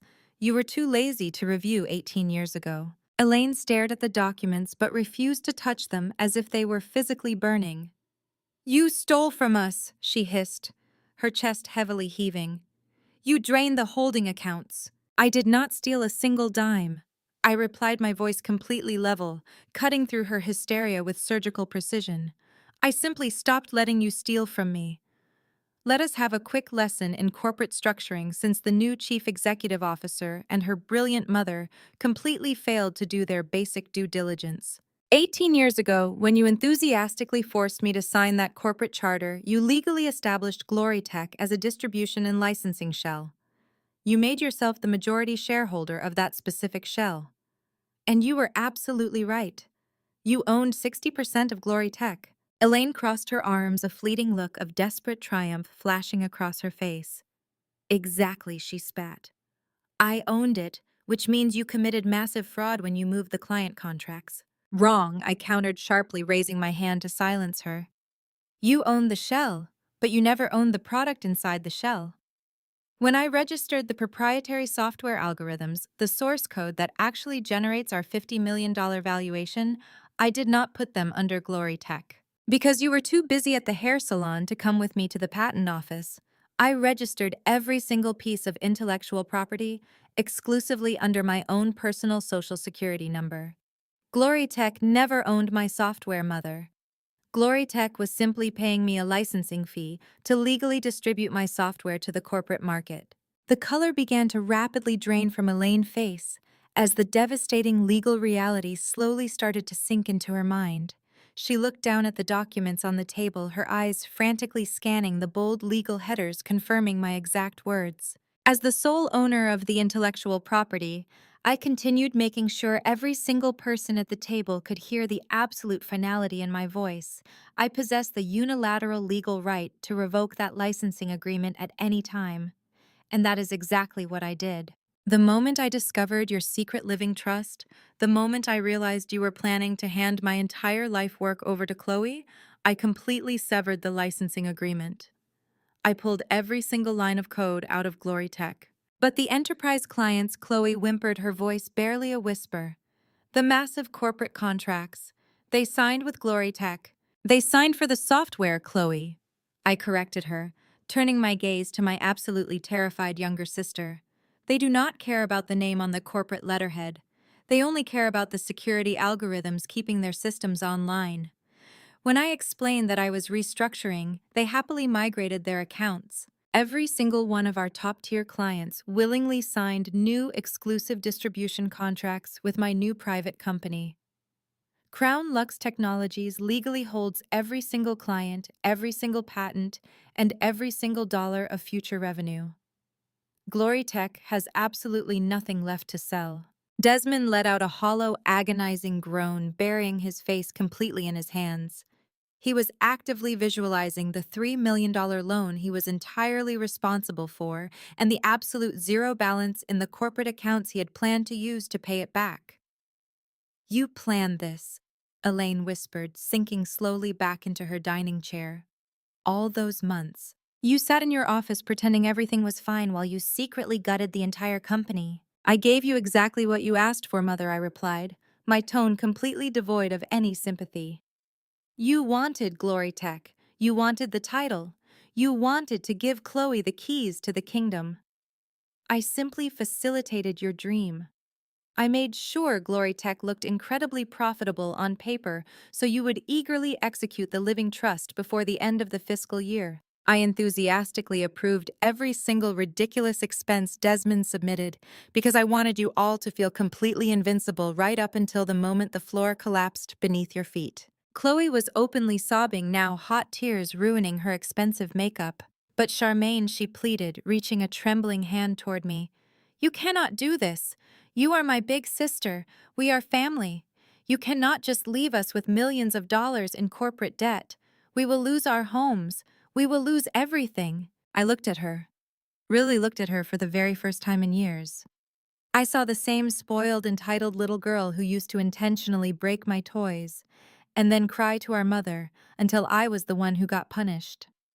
I saw the woman who had happily strutted into my office just yesterday, demanding I pack my belongings and move into the basement. I am not leaving you with anything, Chloe, I said softly, leaning back in my chair. You earned this. You eagerly signed the documents accepting full ownership of the holding company. You happily authorized your husband to leverage the company credit line to buy luxury cars and penthouses you knew you could not actually afford. You thought you could just step into my shoes and reap the massive rewards of my extreme sacrifices without doing a single day of actual hard work. I picked up my glass of vodka, swirling the clear liquid slowly. I raised it in a mock toast, looking directly into my sister's weeping eyes. Congratulations, little sister, I announced, my voice echoing loudly in the silent dining room. You did not inherit a multi-million-dollar software empire. You inherited a completely hollow shell with $3 million in immediate toxic debt. You are the sole owner of an absolute financial black hole. The sheer, brutal reality of my statement hit the dining table like a physical shockwave. Chloe let out a loud, gut-wrenching wail, burying her face against Desmond's shoulder, but he violently shoved her away, completely disgusted by her presence and terrified for his own future. He stood up, pacing frantically back and forth near the expensive crystal chandelier, muttering wildly to himself about hiring defense attorneys and declaring personal bankruptcy. Elaine sat completely paralyzed, her heavily jeweled hands shaking violently in her lap. The arrogant matriarch who had spent her entire life meticulously controlling every single narrative was finally completely speechless. She had tried to execute the ultimate corporate heist using her own daughter as the primary mark, but she had tragically underestimated my intelligence. She had built her entire luxurious lifestyle entirely on my back, and now that I had finally stood up, her entire universe was rapidly crashing down around her. My aunts and uncles, who had always silently enabled her toxic behavior, were staring at me with a mixture of absolute awe and sheer terror. They had always thought of me as the quiet, obedient workhorse of the family. They never imagined I was capable of orchestrating such a ruthless, perfectly calculated financial execution. But they were finally seeing the real me. The woman who had spent 18 years navigating the cutthroat corporate world while they were busy playing silly family games. And the most beautiful part of this entire Thanksgiving massacre? I continued setting my glass down, with a sharp, definitive click, is that I did absolutely everything by the exact book. Every single transfer was heavily documented. Every single patent registration was properly verified by federal regulators. My corporate lawyer Jackson ensured that Crown Lux Technologies is a completely impenetrable legal fortress. You cannot sue me because you have absolutely no legal grounds to stand on. You cannot claim I stole from Glory Tech because I simply took my own legally protected property and walked out the front door. You are entirely trapped by your own rampant greed. Desmond stopped pacing and turned toward me, his eyes completely wild with desperation. "Charmaine, please," he begged, his arrogant facade completely obliterated. "I will give the cars back. I will cancel the lease on the penthouse. Just transfer some of the cash back into the Glorytech accounts so the bank does not seize my personal assets. I have investment properties. I have a reputation to maintain in this city. You cannot let me go down for this. Your fake real estate portfolio is exactly what got you into this mess." "Desmond," I replied coldly, entirely unmoved by his pathetic display of weakness. "And your precious reputation is about to be completely destroyed anyway. You see, the massive commercial debt is only the second document in this folder. It is certainly a devastating blow, but it is not the actual reason the federal government froze your bank accounts this morning." The air in the room suddenly grew incredibly thin. Elaine had snapped up her eyes wide with a new, much deeper level of absolute panic. "Federal government," she whispered the words, barely making it past her trembling lips. "What do you mean, the federal government?" I smiled, letting the suspense stretch out for a few glorious seconds. The commercial bank recalling Desmond's $3 million loan is just a standard corporate reaction to a frozen account. I explained slowly, making sure they understood every single word. But commercial banks do not freeze corporate accounts without a massive external trigger. They only lock down the portals when they receive a direct binding order from a federal agency. Chloe stopped crying long enough to look at me. Her face twisted in pure confusion. "What federal agency, Charmaine? What are you talking about?"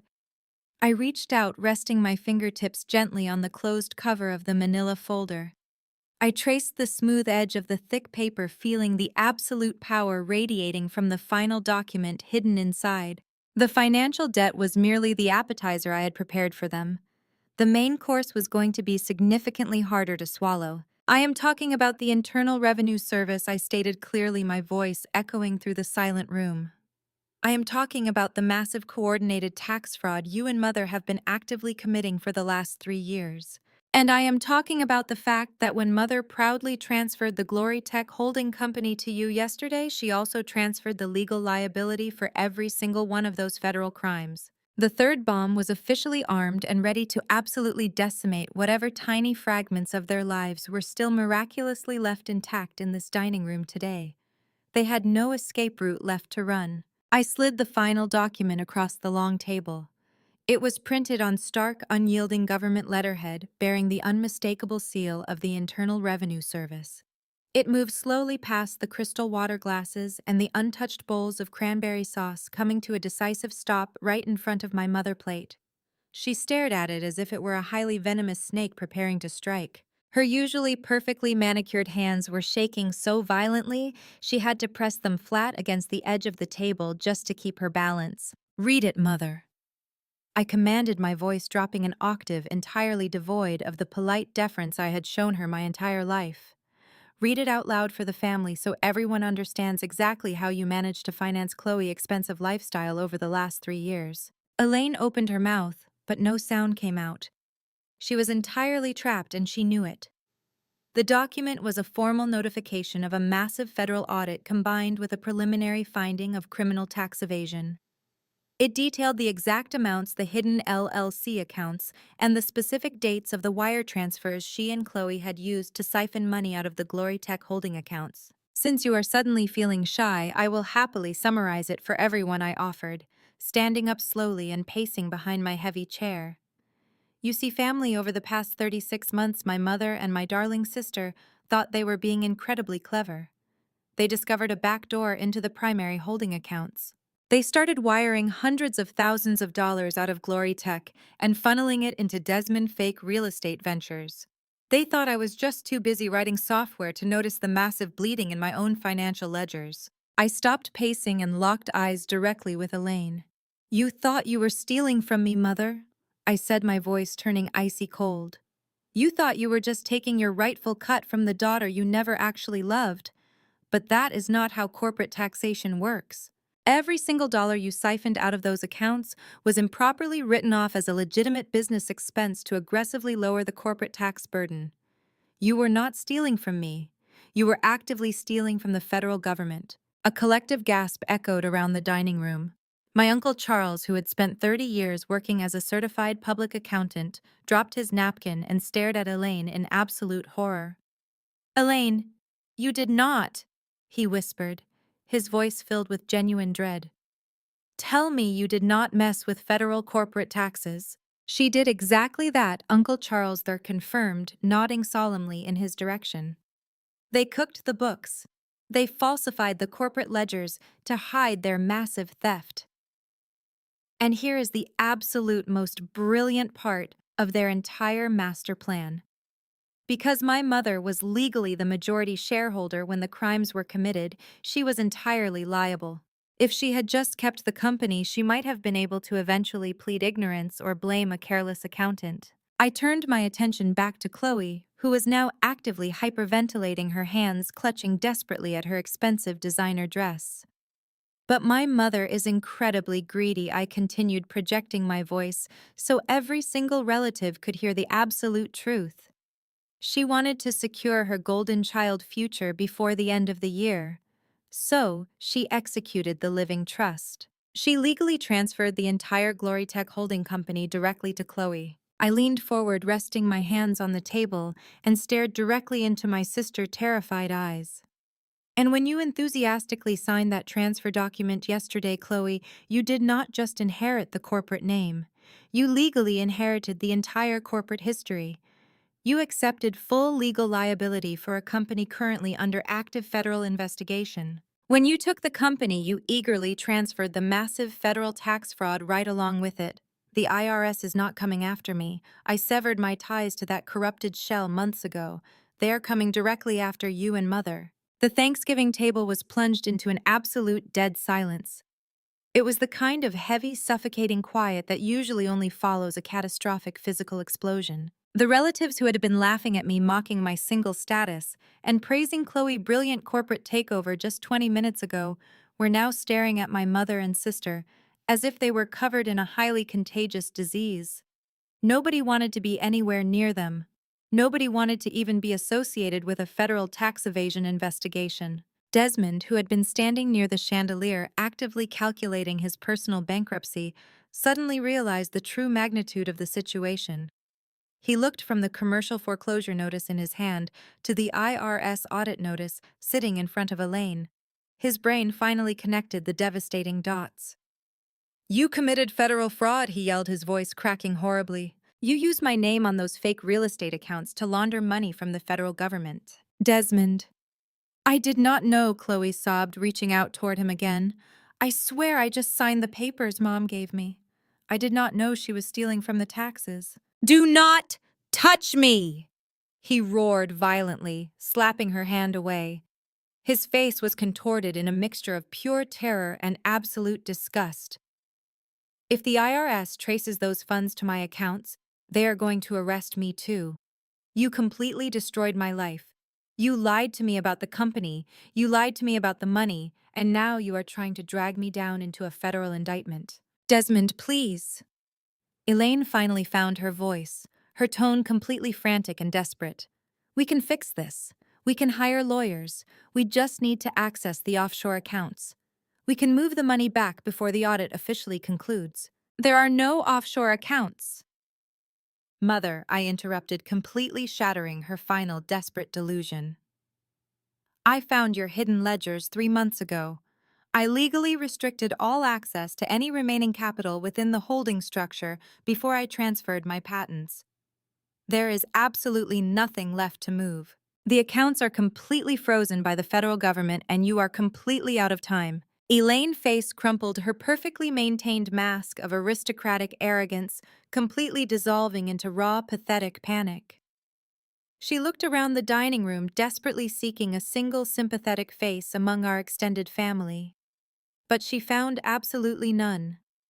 My aunts and uncles were actively looking away, physically distancing themselves from the table. They all knew Elaine's true nature. They had simply tolerated it because she was wealthy and provided access to luxury. But now that the wealth was completely gone and replaced by the terrifying threat of federal prison, their loyalty instantly evaporated. You did this to us! Elaine shrieked, suddenly pointing a violently shaking finger directly at my face. You are an evil, vindictive monster, Charmaine. You set this entire trap. You deliberately let us take the company knowing it was going to completely ruin us. You wanted to see your own family destroyed. I did not force you to steal, Mother, I replied, my voice completely steady, anchored by the absolute truth of my actions. I did not force you to secretly execute a living trust behind my back. I did not force Desmond to aggressively borrow $3 million he could not afford. I simply stepped out of the way and allowed your own massive greed to naturally run its course. You built this trap entirely by yourself, Mother. I just provided the shiny bait. I stood tall, looking down at the absolute wreckage of my toxic family. For 18 years, you treated me like a disposable financial asset. You completely ignored my feelings, you mocked my dedication, and you actively tried to steal the only thing I ever truly built for myself. You thought you could completely discard me the moment you had the legal paperwork secured. I picked up my glass of vodka, finishing the remaining clear liquid in one smooth, satisfying swallow. You wanted Glorytech so badly, I concluded, setting the empty glass down with a sharp, definitive click. Well, now you have it. You own every single piece of it. Enjoy the federal audit. Enjoy the commercial foreclosure. And most importantly, enjoy trying to explain to a federal judge how you managed to lose $50 million in less than 24 hours. The absolute reality of their situation finally crushed them completely. Chloe collapsed entirely forward, resting her head on the polished mahogany table, sobbing uncontrollably into her expensive linen napkin. Desmond was pacing frantically near the front door, pulling wildly at his expensive silk tie, his chest heaving with active panic attacks. Elaine sat rigidly in her chair, staring blankly at the IRS document, her eyes completely hollow and dead.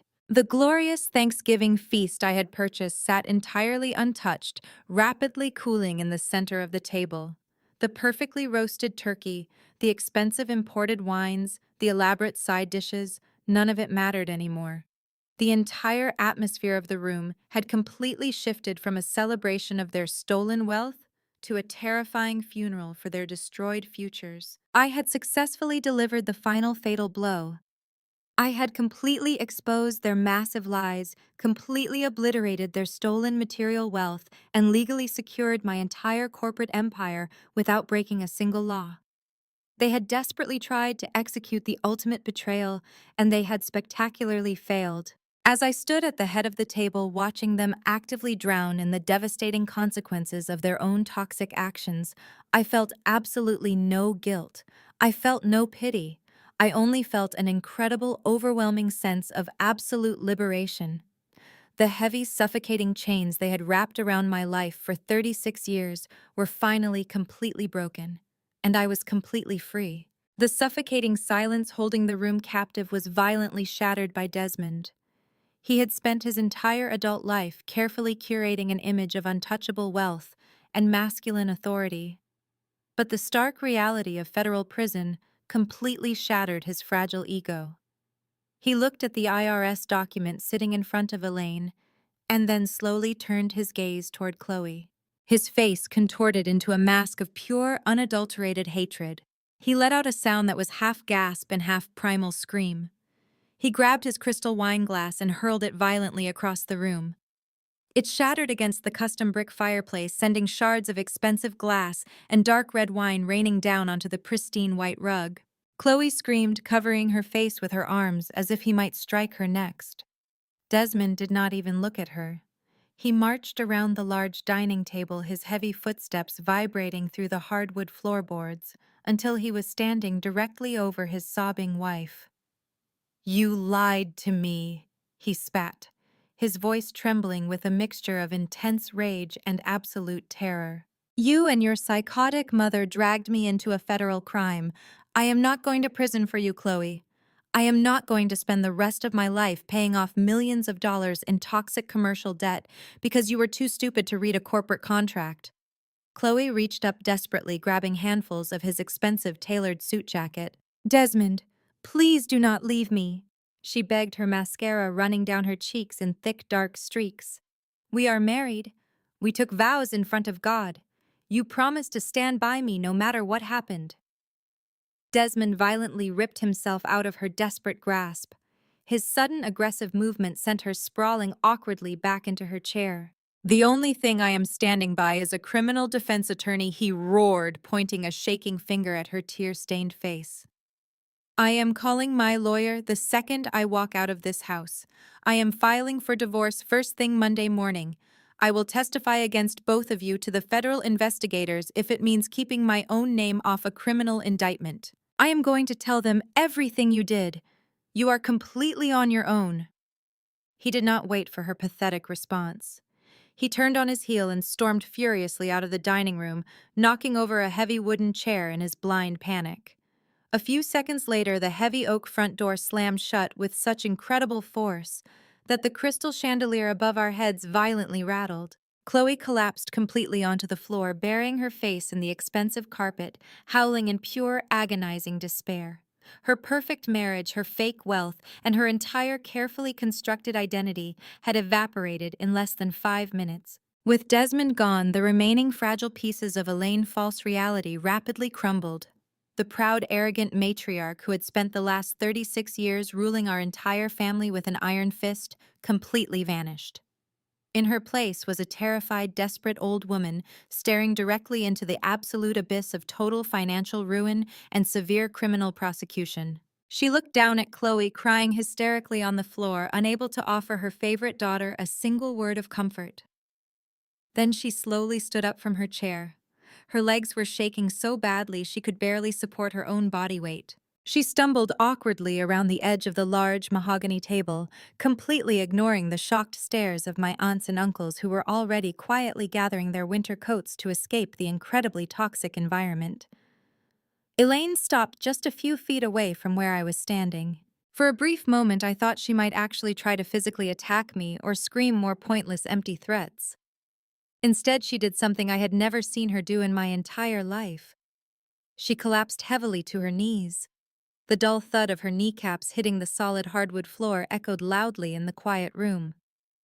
"Charmaine," she wept, her voice entirely stripped of its usual condescending edge. "Please, you have to save us. You are my daughter.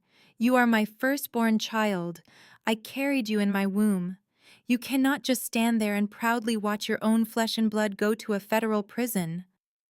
I looked down at her, feeling absolutely nothing but a cold, detached curiosity.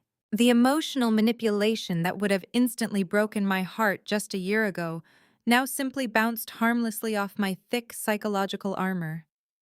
"You have millions of dollars safely secured in your new company," she pleaded, grabbing desperately at the hem of my dress with her heavily jeweled hands. "You said it yourself. Crown Lux is worth an absolute fortune now. You can easily afford to pay off Desmond commercial loan to satisfy the bank.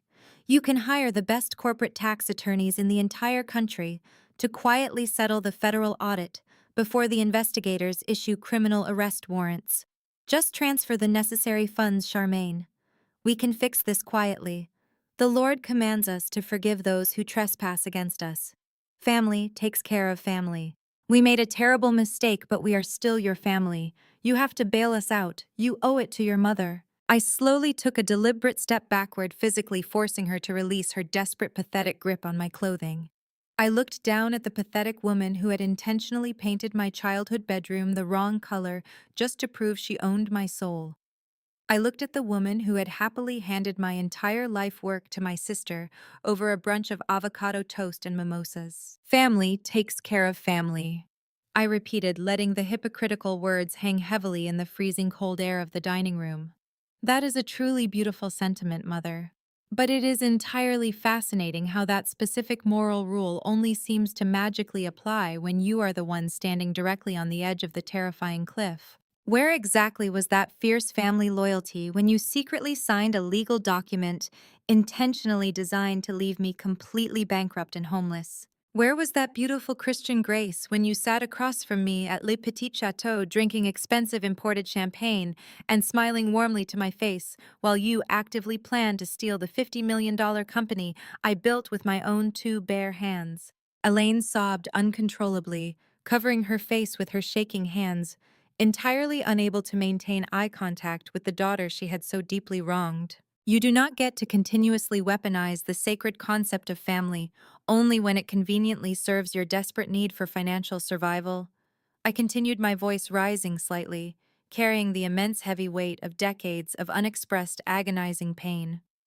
"Sharing matching DNA does not give you an unlimited blank check to constantly disrespect my personal boundaries. Sharing the same bloodline does not give you the absolute right to bleed me entirely dry for your own selfish gain. For my entire life, you explicitly treated my love as a weakness to be aggressively exploited.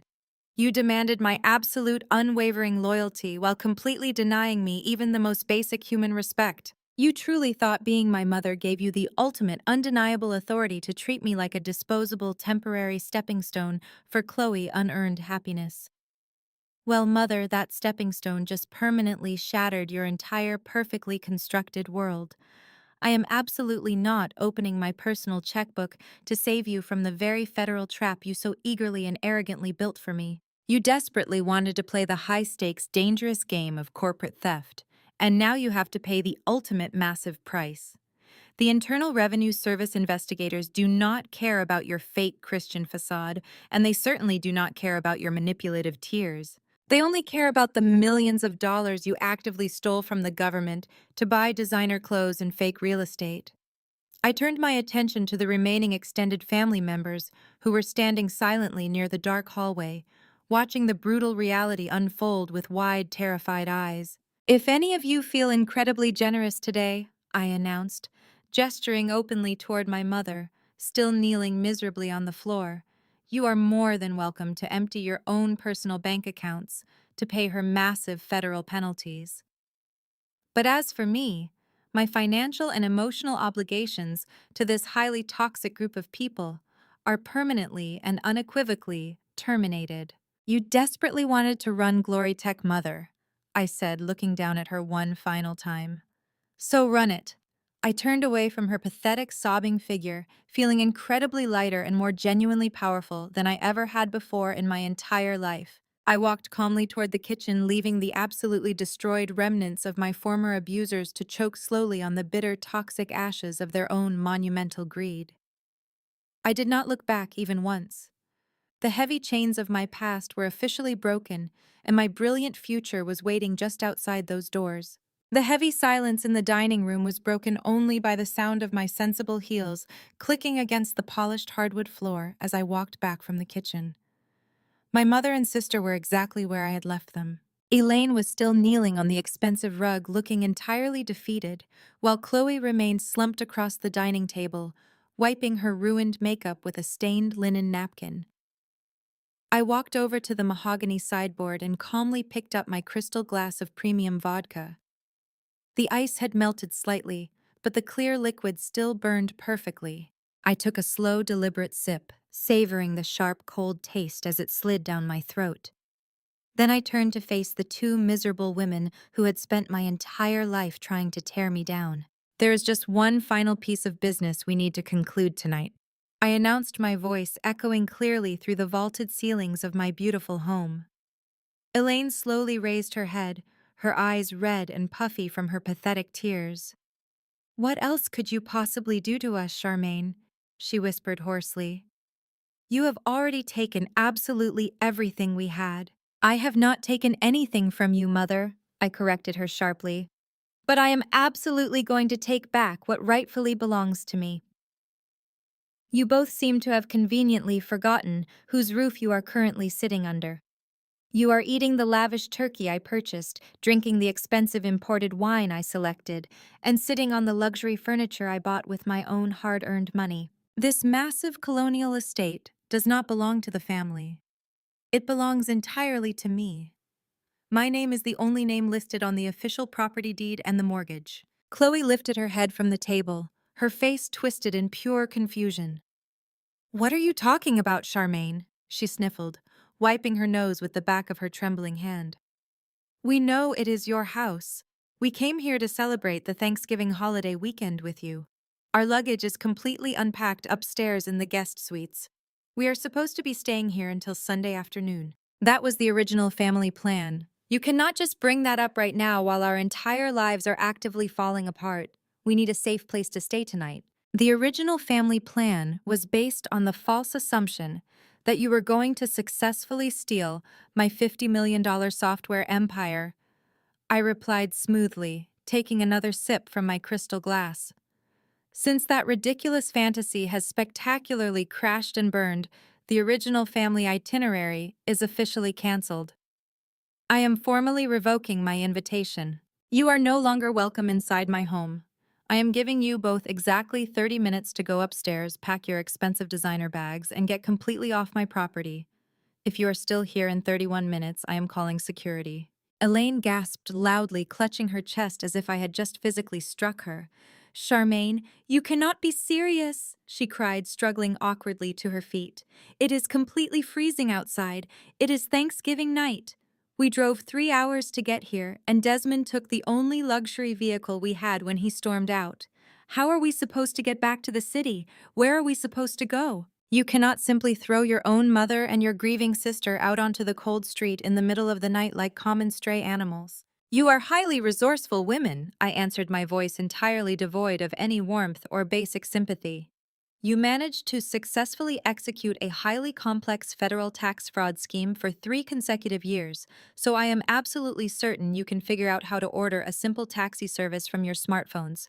I do not care where you go, Mother. You can book a hotel room using whatever tiny scrap of personal credit you have left, or you can go sleep in the empty basement of the bankrupt Glory Tech corporate office. That is no longer my problem. Your 30 minutes started exactly 1 minute ago," I warned them, looking pointedly at the expensive diamond watch on my left wrist. "I highly suggest you stop arguing and start moving before I have the estate security team physically drag you out by your expensive, chemically treated hair." Chloe let out another loud, agonizing wail, but the absolute terrifying finality in my voice finally pierced through her thick layer of denial. She scrambled out of her heavy wooden dining chair, her designer heels slipping clumsily against the polished floorboards as she sprinted desperately toward the grand wooden staircase. Elaine hesitated for one brief second, glaring at me with a mixture of absolute pure hatred and profound, terrifying helplessness. She wanted to scream, she wanted to curse my name and demand the respect she felt she naturally deserved as my mother. But she looked into my cold, dead eyes and finally realized that the obedient, desperate daughter she used to easily manipulate was completely, permanently gone. Without speaking a single word, she turned around and hurried after Chloe, her expensive tweed suit wrinkling as she rushed frantically up the long, curving staircase toward the luxurious guest bedrooms. I walked slowly out of the destroyed dining room and moved toward the grand entrance foyer of my estate. I leaned comfortably against the heavy oak front door, crossing my ankles and resting my crystal glass against my chest. The massive house was entirely silent for a few minutes before the chaotic, frantic sounds of desperate packing began echoing loudly from the second floor. I could hear heavy closet doors slamming violently shut. I heard the sharp, frantic zipping of expensive leather suitcases and the muffled, frantic sound of Chloe hysterically arguing with an automated taxi dispatch operator. It was the absolute sweetest symphony I had ever heard in my entire life. The chaotic noise of their immediate forced departure was the perfect closing soundtrack to my brilliant revenge. I stood there completely unbothered, simply enjoying the crisp, cool air seeping in through the crack under the front door. The sheer magnitude of what I had accomplished tonight washed over me, bringing an incredible sense of deep, abiding peace. I had not just protected my financial assets, I had successfully excised a deeply malignant tumor from my soul. Exactly 26 minutes later, they finally reappeared at the top of the grand staircase. They looked absolutely pathetic. They were dragging 4 massive, heavy suitcases behind them, their perfectly styled hair now completely disheveled and their expensive makeup heavily smeared across their tear-stained faces. The glamorous, wealthy facade they had proudly worn into my house just a few hours ago had been completely obliterated, leaving behind 2 terrified women facing the absolute ruin of their own creation. They struggled awkwardly down the carpeted stairs, their heavy luggage banging loudly against the wooden banisters. Elaine was completely out of breath, her chest heaving violently under her heavy winter coat. Chloe was still crying silently, staring blankly down at her smartphone screen, waiting desperately for the expensive private car service she had just begged to come pick them up. They dragged their heavy bags across the marble floor of the grand foyer, stopping just a few feet away from where I was casually standing, guarding the front door. Neither of them dared to make direct eye contact with me. "The private car will be here in 3 minutes," Chloe whispered to the floor, her voice trembling violently in the quiet entryway. I did not bother responding. I simply reached out, grabbed the heavy brass handle, and pulled the massive front door completely open. The freezing cold autumn wind instantly rushed into the warm foyer, swirling around our ankles. The dark, empty driveway stretched out in front of us, illuminated only by the soft yellow glow of the expensive landscaping lights. The harsh reality of the freezing November night was waiting patiently to completely swallow them whole. Elaine grabbed the handle of her heavy leather suitcase, her knuckles completely white from the tight, desperate grip. She paused right at the threshold, finally looking up at me.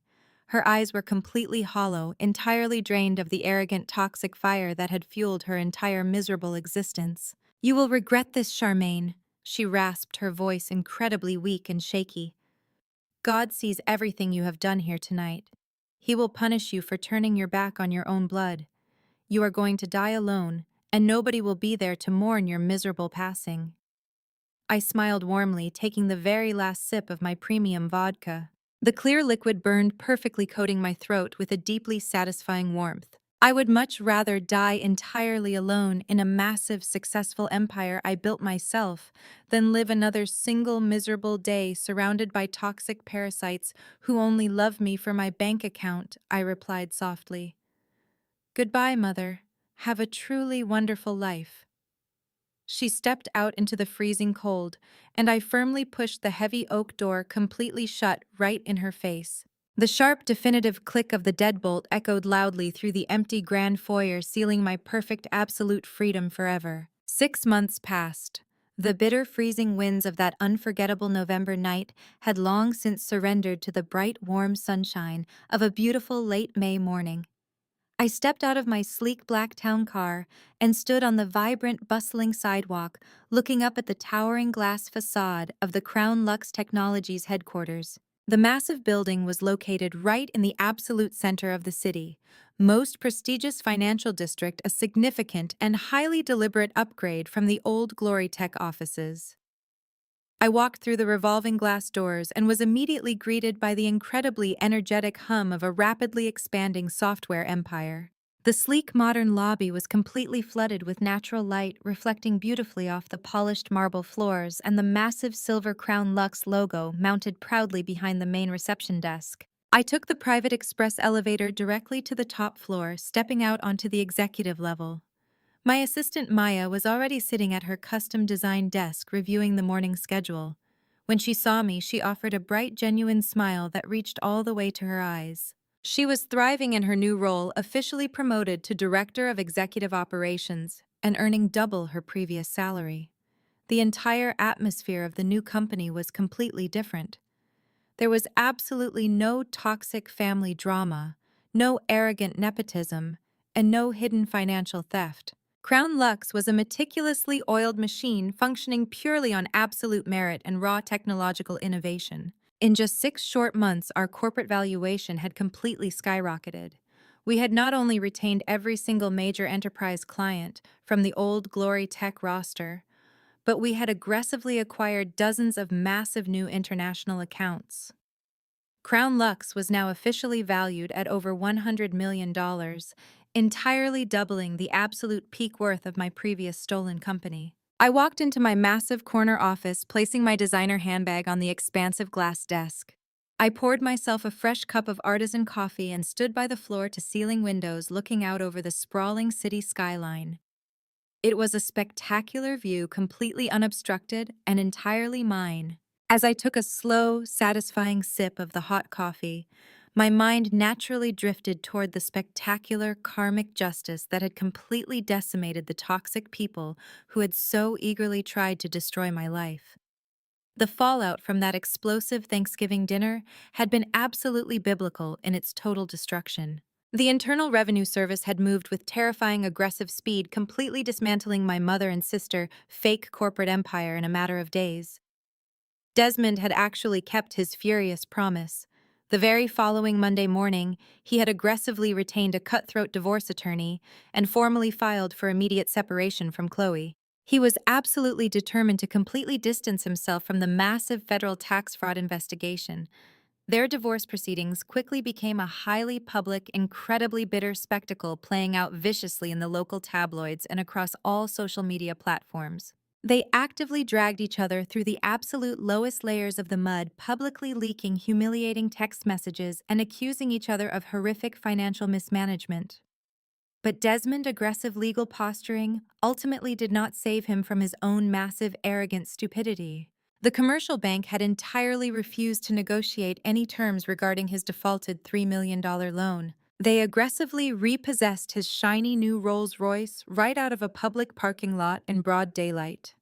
They immediately seized his luxury penthouse and violently foreclosed on his few legitimate investment properties to aggressively recoup their massive financial losses. Desmond was completely forced into a humiliating public bankruptcy, and his carefully cultivated reputation as a wealthy real estate mogul was entirely permanently shattered. He was currently living in a cramped, miserable studio apartment on the absolute worst side of town, working a low-level commission-based sales job just to afford his mounting legal fees. Chloe was faring even worse. The spoiled, entitled golden child who had never worked a single hard day in her entire pampered life was suddenly thrust into an absolute living nightmare. Because she had enthusiastically signed the legal paperwork formally accepting total ownership of the Glory Tech holding company, she was named as a primary co-defendant in the massive federal tax evasion lawsuit. She was completely forced to surrender her passport, and her entire bank account was aggressively frozen by federal investigators. She had to swallow her immense toxic pride and apply for a minimum wage retail job. She was actively working at a local discount clothing store just to afford her basic groceries. The brilliant corporate CEO fantasies she had so arrogantly flaunted in my face had lasted exactly less than 48 hours before completely imploding.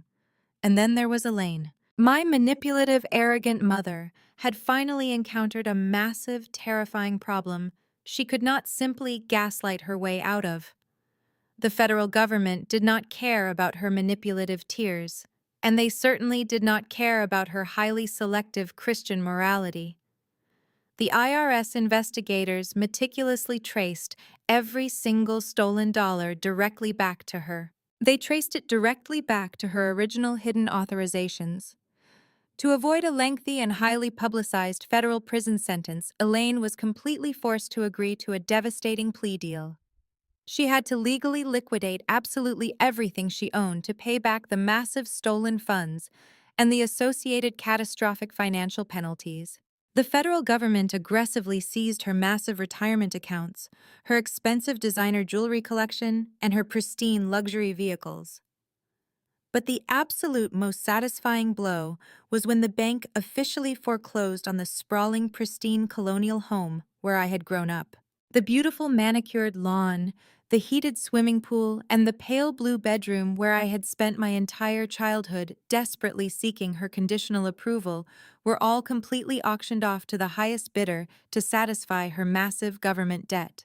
Elaine was now living in a tiny, incredibly run-down one-bedroom apartment in a highly undesirable neighborhood, completely devoid of the lavish luxuries she believed she naturally deserved. But the absolute worst punishment for my mother was not the devastating loss of her immense wealth. It was the total, absolute destruction of her pristine social reputation. The massive federal tax fraud scandal had completely horrified her wealthy social circle. The affluent church community she had proudly ruled over for decades completely entirely turned their backs on her. She was far too deeply humiliated to ever show her face at Sunday service again, knowing that every single person in the congregation was actively quietly whispering about her monumental, spectacular downfall. She had spent her entire miserable life aggressively judging others from her high moral pedestal, and now she was completely, entirely isolated, buried under a massive mountain of public shame. I turned completely away from the expansive office window and walked back to my desk, pulling up a highly complex software algorithm on my massive dual monitors. I felt absolutely zero lingering guilt over their completely destroyed lives. They had intentionally, aggressively built their own spectacular execution chamber, and I simply refused to be the sacrificial lamb they locked inside. My personal life had completely, entirely blossomed in the beautiful, peaceful absence of their constant, suffocating toxicity. For the very first time in my 36 years, I was actively surrounding myself with highly genuine, incredibly supportive people. I found people who actually valued me for who I was, not for what my bank account could provide. I had slowly, carefully built a wonderful new circle of close friends. They were brilliant, ambitious, highly creative women who aggressively championed my massive success instead of constantly secretly plotting to aggressively steal it. We spent our weekends hosting elegant, relaxed dinner parties, taking spontaneous, rejuvenating trips to the coast, and simply enjoying the beautiful, drama-free peace of true, unconditional friendship. And I was no longer navigating the challenging, complex world entirely alone. Just 3 months after the Thanksgiving incident, I had attended a highly exclusive charity gala completely focused on funding advanced technology education for underprivileged youth. That was exactly where I met Julian. He was a highly successful, incredibly brilliant venture capitalist who had built his own massive fortune from the absolute ground up. He did not look at my immense wealth with greedy, envious eyes. He looked at my fierce ambition with absolute, profound respect. Julian was everything my toxic family had desperately, aggressively told me I would never, ever find. He was incredibly handsome, deeply, genuinely kind. He was entirely, fundamentally secure in his own masculinity. He completely understood the massive, heavy demands of running a global corporate empire, and he aggressively supported my relentless, intense hustle. When I had to work late into the night perfecting a highly complex software rollout, he did not complain or attempt to make me feel incredibly guilty. Instead, he would simply quietly arrive at my executive office with my favorite takeout order and sit comfortably on my leather sofa, reviewing his own financial portfolios while quietly, aggressively keeping me company. He treated me like an absolute equal partner. He treated me like a powerful, independent partner, rather than a convenient, easily manipulated financial resource. I sat down comfortably in my heavy, luxurious leather executive chair and let out a long, deeply satisfying sigh. The profound, incredible peace that completely washes over your soul when you finally aggressively sever the toxic, heavily infected roots of your past is absolutely entirely indescribable. I had spent my entire adult life frantically, completely exhausting myself, trying to repeatedly earn the conditional love of people who were actively, fundamentally incapable of truly loving anyone besides themselves. I had completely set myself entirely on fire for decades just to keep their immense, arrogant greed comfortably warm. But the absolute beautiful, incredible truth about surviving a massive, catastrophic betrayal is that it completely forcefully strips away the entire heavy, blinding illusion of obligation. When my mother and sister aggressively attempted to steal my entire $50 million life work, they unknowingly handed me the absolute greatest, most incredibly valuable gift I could have ever possibly received.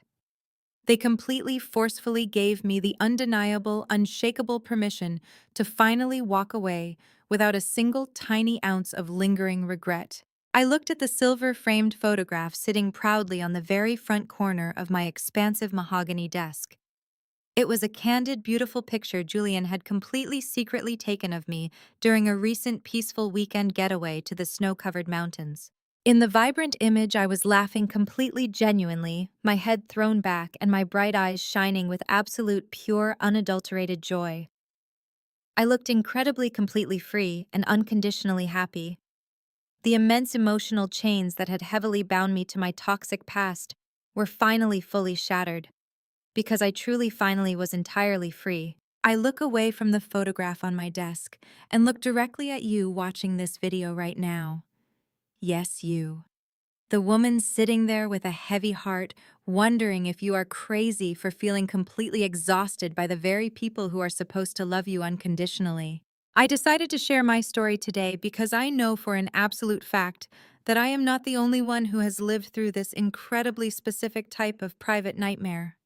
We are taught from a very young age to value family above absolutely everything else. We are constantly fed this dangerous toxic narrative that blood is thicker than water, and that you must always forgive and forget, no matter how many times someone intentionally stabs you directly in the back. But I am here to tell you that sometimes the water is incredibly pure, and the blood is absolutely entirely poisoned.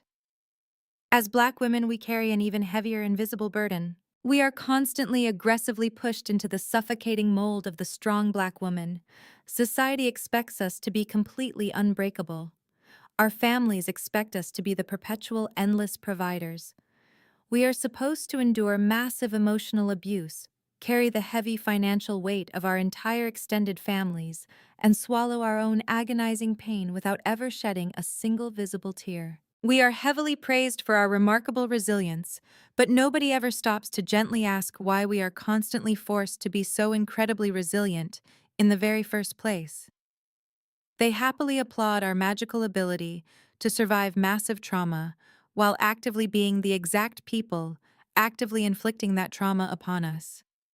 They desperately want us to be strong so they can safely remain incredibly weak. They want us to be wildly successful so they can comfortably, lazily ride our coattails directly into the lavish luxury they never actually worked for. It is a deeply exhausting, fundamentally broken dynamic that completely destroys our mental health from the inside out.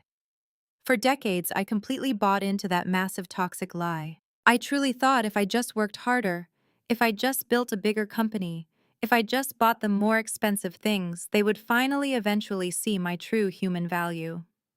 I genuinely thought my immense financial success would magically purchase their genuine emotional love and their basic respect. But you cannot buy unconditional love from toxic people who view you entirely as a convenient human ATM machine. You cannot earn basic respect from individuals who fundamentally believe your sole purpose on this earth is to constantly serve their endless selfish needs without ever asking for anything in return. I want you to listen to me very carefully right now. You need to immediately stop setting yourself on fire just to keep your toxic family members comfortably warm. You are not a disposable human shield.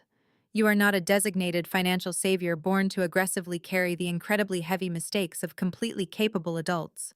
You are a beautiful, living, breathing human being, completely deserving of genuine, soft, reciprocal love and absolute unconditional support.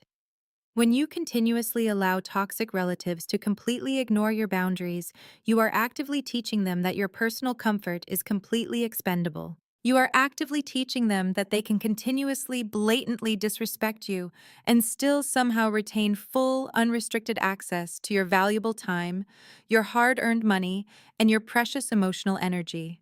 Cutting off family is universally painted as this incredibly cruel, unnatural, heartless act. People will try to intensely publicly shame you. They will aggressively quote religious scriptures completely out of context and try to aggressively guilt you into willingly returning to the very abuse you barely survived. But there is absolutely nothing holy or righteous about allowing yourself to be constantly completely destroyed by incredibly selfish, greedy people who share your DNA. Boundaries are absolutely not a form of aggressive punishment. Boundaries are a highly necessary fundamental form of absolute self-preservation. Establishing a solid permanent boundary against my own mother and sister was the absolute hardest but most incredibly rewarding thing I have ever done in my entire existence. The exact moment I firmly closed that heavy oak door on them, I did not just lock them out of my beautiful house. I locked my beautiful absolute peace safely inside where they could never ever reach it again. I successfully built a completely new vibrant life directly from the dark ashes of their massive, unimaginable betrayal. And I am standing here today to promise you that you can absolutely do the exact same thing. You do not have to be a wildly successful tech millionaire to confidently take your absolute power back. You just have to be incredibly willing to look your historical abusers directly in the eye and definitively, firmly say no more. You have to choose your own mental sanity over their constant, endless, chaotic drama.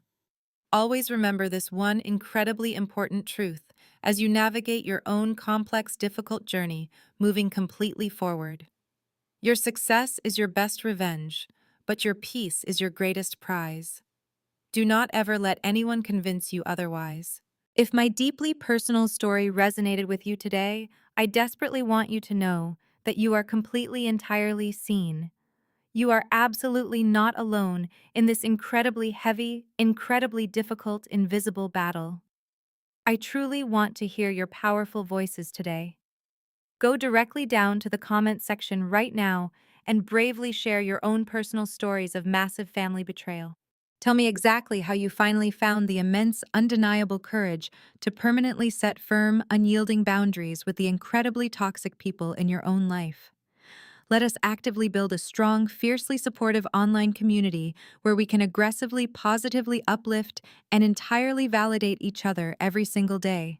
Thank you so incredibly much for taking the valuable time to deeply listen to my wild journey today. Please remember to aggressively hit subscribe right now. Goodbye.